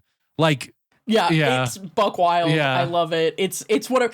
It started out as this thing where it's like, well, if you have a podcast, you need a website, and most podcast distributors will give you like a really bare bones little website. And I was like, but what if we had like a fun like what if we had cats doing drugs on our website? Yeah, what if we had Cokebert and Smokebert, who you can meet on our episodes page? And it's been a great joy, but like we have dispatches on there, like Brian's great Friends at the Table sees what counterweight cookbook, Brian's incredible essay on solid state society. Like if you're like, I can't let this be the last installment of Ghost in the Shell for the Year in the Shell, and you haven't read that yet, you can have one more. It's on our website. And there is more to come. We're going to have another cookbook coming on there pretty soon. And we also have a page just for what we call our special little guys that Alice maintains, that I started as a bit, but Alice maintains. I just wanted to spotlight this. Guys, how do we pick our special little guys? Have we ever talked about this? It's just like pure instinct. No, we've never talked about this. I think it's vibes based. It's like pure instinct. So read the copy for it. I don't think we've ever read the copy in a recorded format. Nico, can you read what a special little guy Hall of Fame is? Oh my God. I'm sorry. I clicked on the dispatches page and saw all the beautiful GIFs. Oh yeah, I've updated it. Hey, click random things on our website. Some of these images are clickable and I'm very funny. Yeah, no, our website is such a joy for me, but I want to shout out specifically the "you have one message waiting for you" on Dispatch is my message to the audience. It's personally from me. Oh, it's so good. Our special little guy Hall of Fame. The copy that I wrote for it is, there are darlings, our beloveds, our best girls, our biases, waifus and oshis, perhaps. In the parlance of Tumblr, there are blorbos, our wretched little meow meows, the ones we rotate in our minds. They're characters from the media we cover on the podcast that make us quote Laszlo Cravensworth. He's my pal, he's my homeboy, my rotten soldier, my sweet cheese, my good time boy. They're special little guys. And we have them in a beautiful grid. It names what media it's from. We have some real standouts. Obviously, we have the gun tank from Gundam Evolution. The Chrome Devastator is one of my absolute favorites. It's really excellent. We have Alexander from Robot Jocks. The picture we have for Raiden is Naked Raiden, which I love. It's just there. Todd Hauer from the Fallout Power Armor special is one of my favorites. Todd Howard? But I think the all-timer for me is the Mom Fern from Godzilla Against Mechaguns. And Alice has lovingly misspelled it as firm, which I think we should keep. Mom Fern. It's a mistranslation. Yeah, if you don't regularly check the website, I recommend if you're bored. It loads pretty well on mobile too. You know, we tried to optimize it as best we can. Give me feedback anytime. Brian is great at being like, hey, this looks kind of fucked up. And it's fun for me. I like maintaining this. Guys, we have so much storage on this website and we can transmit so much data. NeoCities cannot stop me. Would you say the net is vast and infinite? The net is vast and infinite. I want to shout out that my most recent favorite one we did was for Ghost Alone Standalone Complex. We had a part 1 and part 2 special guy. Both times it's Togusa, but for the first one, it's him happy with his children and family, and the second one is him about to pull an assassination. And it's radicalized in the jorts. Just to tell you that special little guy can mean a lot of those things. Those fucking shorts are so fucked up. It's so good. Check out the website. You can have this moments of giddiness. There's plenty. And if you have buttons or recommendations or gifts or whatever, send you gifts. can join send gifts in the Discord. We'll put them on the website. It's one of my pride and joys. So that wasn't really much of a letter, but I wanted to share it as an opportunity to talk about our website. And I think we've mentioned Special Little Guys a few times, but we haven't ever said, hey, that's what this is, and it's a whole page you can visit. Every once in a while, I'll post about it on social media, but yeah, we haven't talked about it on the show that much. I do want to shout out why it's so cool is Silicon Girl in our Discord. We met through NeoCities because I liked their page and they liked ours. Really good Gunpla builders out there. It's fun. Go make a NeoCities. You don't have to post on social media. You can just make a little web zone. Yeah, it's fantastic. We've had some people request maybe setting up a web ring. We're still investigating that, but it would be fun. Wait, can I tell one story? And you can cut this. I do want to say my favorite website story is we put rotating GIFs of a gyro on the website, and somebody contacted us to tell us that we needed to source rotating GIFs of sandwiches correctly, and we have. And we have. If you click on those, I do also want to point out about the rotating sandwiches. I specifically picked lamb souvlaki and then vegetarian sandwich. I think this is a roasted broccoli and heavy cheddar sandwich or whatever. So that we do have a vegetarian option. We don't have a vegan option, I'm sorry to say. But if you click on them, they will take you to the source rotating sandwiches. The vegan option's right down here. It's green and it's flashing. Oh, God. Oh, because it's the major. It's the major. It's the major. Cyborg pussy is vegan. Okay. Cyborg pussy is vegan. I guess my question is, so the idea of cyborg food is it's not real human food. Does it still affect the taste of the And that's this episode. Did you? Okay, there's a scene in Arise where Togusa pulls up with some gas station food, and he's like, "We should have dinner." And the Major has these cold cut sandwiches that look extremely Yonic to me. Did you guys see? A sandwich is a sandwich, but the sandwich was shaped like this. It had layers. It was It was. Well, it was like, so it was, these are what they have in convenience. It was 3 halves of sandwiches, but they were like, you know, in gas stations when they'll put more potato salad in the middle of a potato salad sandwich so it looks bigger, so it kind of bows out in the middle. And that's what all of these were, so it just looked weird. Pussy sandwich. I want a gif of her eating that sandwich because she's like... She goes at it like a fucking shonen protagonist. Nico, what are your thoughts on the weird sandwich? I just thought it was nice Togus thought of his friends. Yeah, but he's complaining that we don't have enough. You guys are going to start telling me that Ghost is complaining because we don't have cherry blossom viewings. The Ricky Ghost. Alice, Ghost said you were a tyrant. Yeah, I can't believe it. Ghost was telling me we don't have a 401k. All right, y'all, that's been this episode of On the Shoulders of Giants, where we discussed Ghost in the Shell, Arise. Any parting thoughts, gang, other than on the pussy sandwiches? You can go to YouTube right now and look up Ghost in the Shell Arise, Another Mission. It's a 3-minute ad made by the same production committee promoting the Microsoft Surface in Japan. The gang is using the Microsoft Surface in it. It is nothing. My final thought is Kusanagi briefly has a hallucination memory under the effects of Firestarter where she is using a Microsoft Surface. That implies something so sinister. Yes! Oh my god. Thanks for listening. Pilots, remember you can reach out for advice from the team at our email, questions@osgpod.com.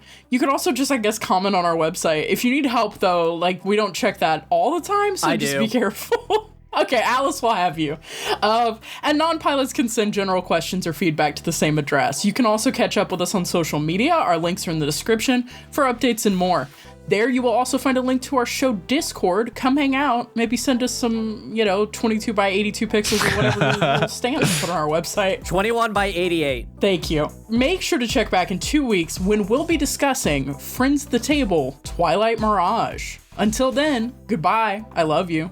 Oh, her water broke. I gotta go. Our prophet did nothing wrong.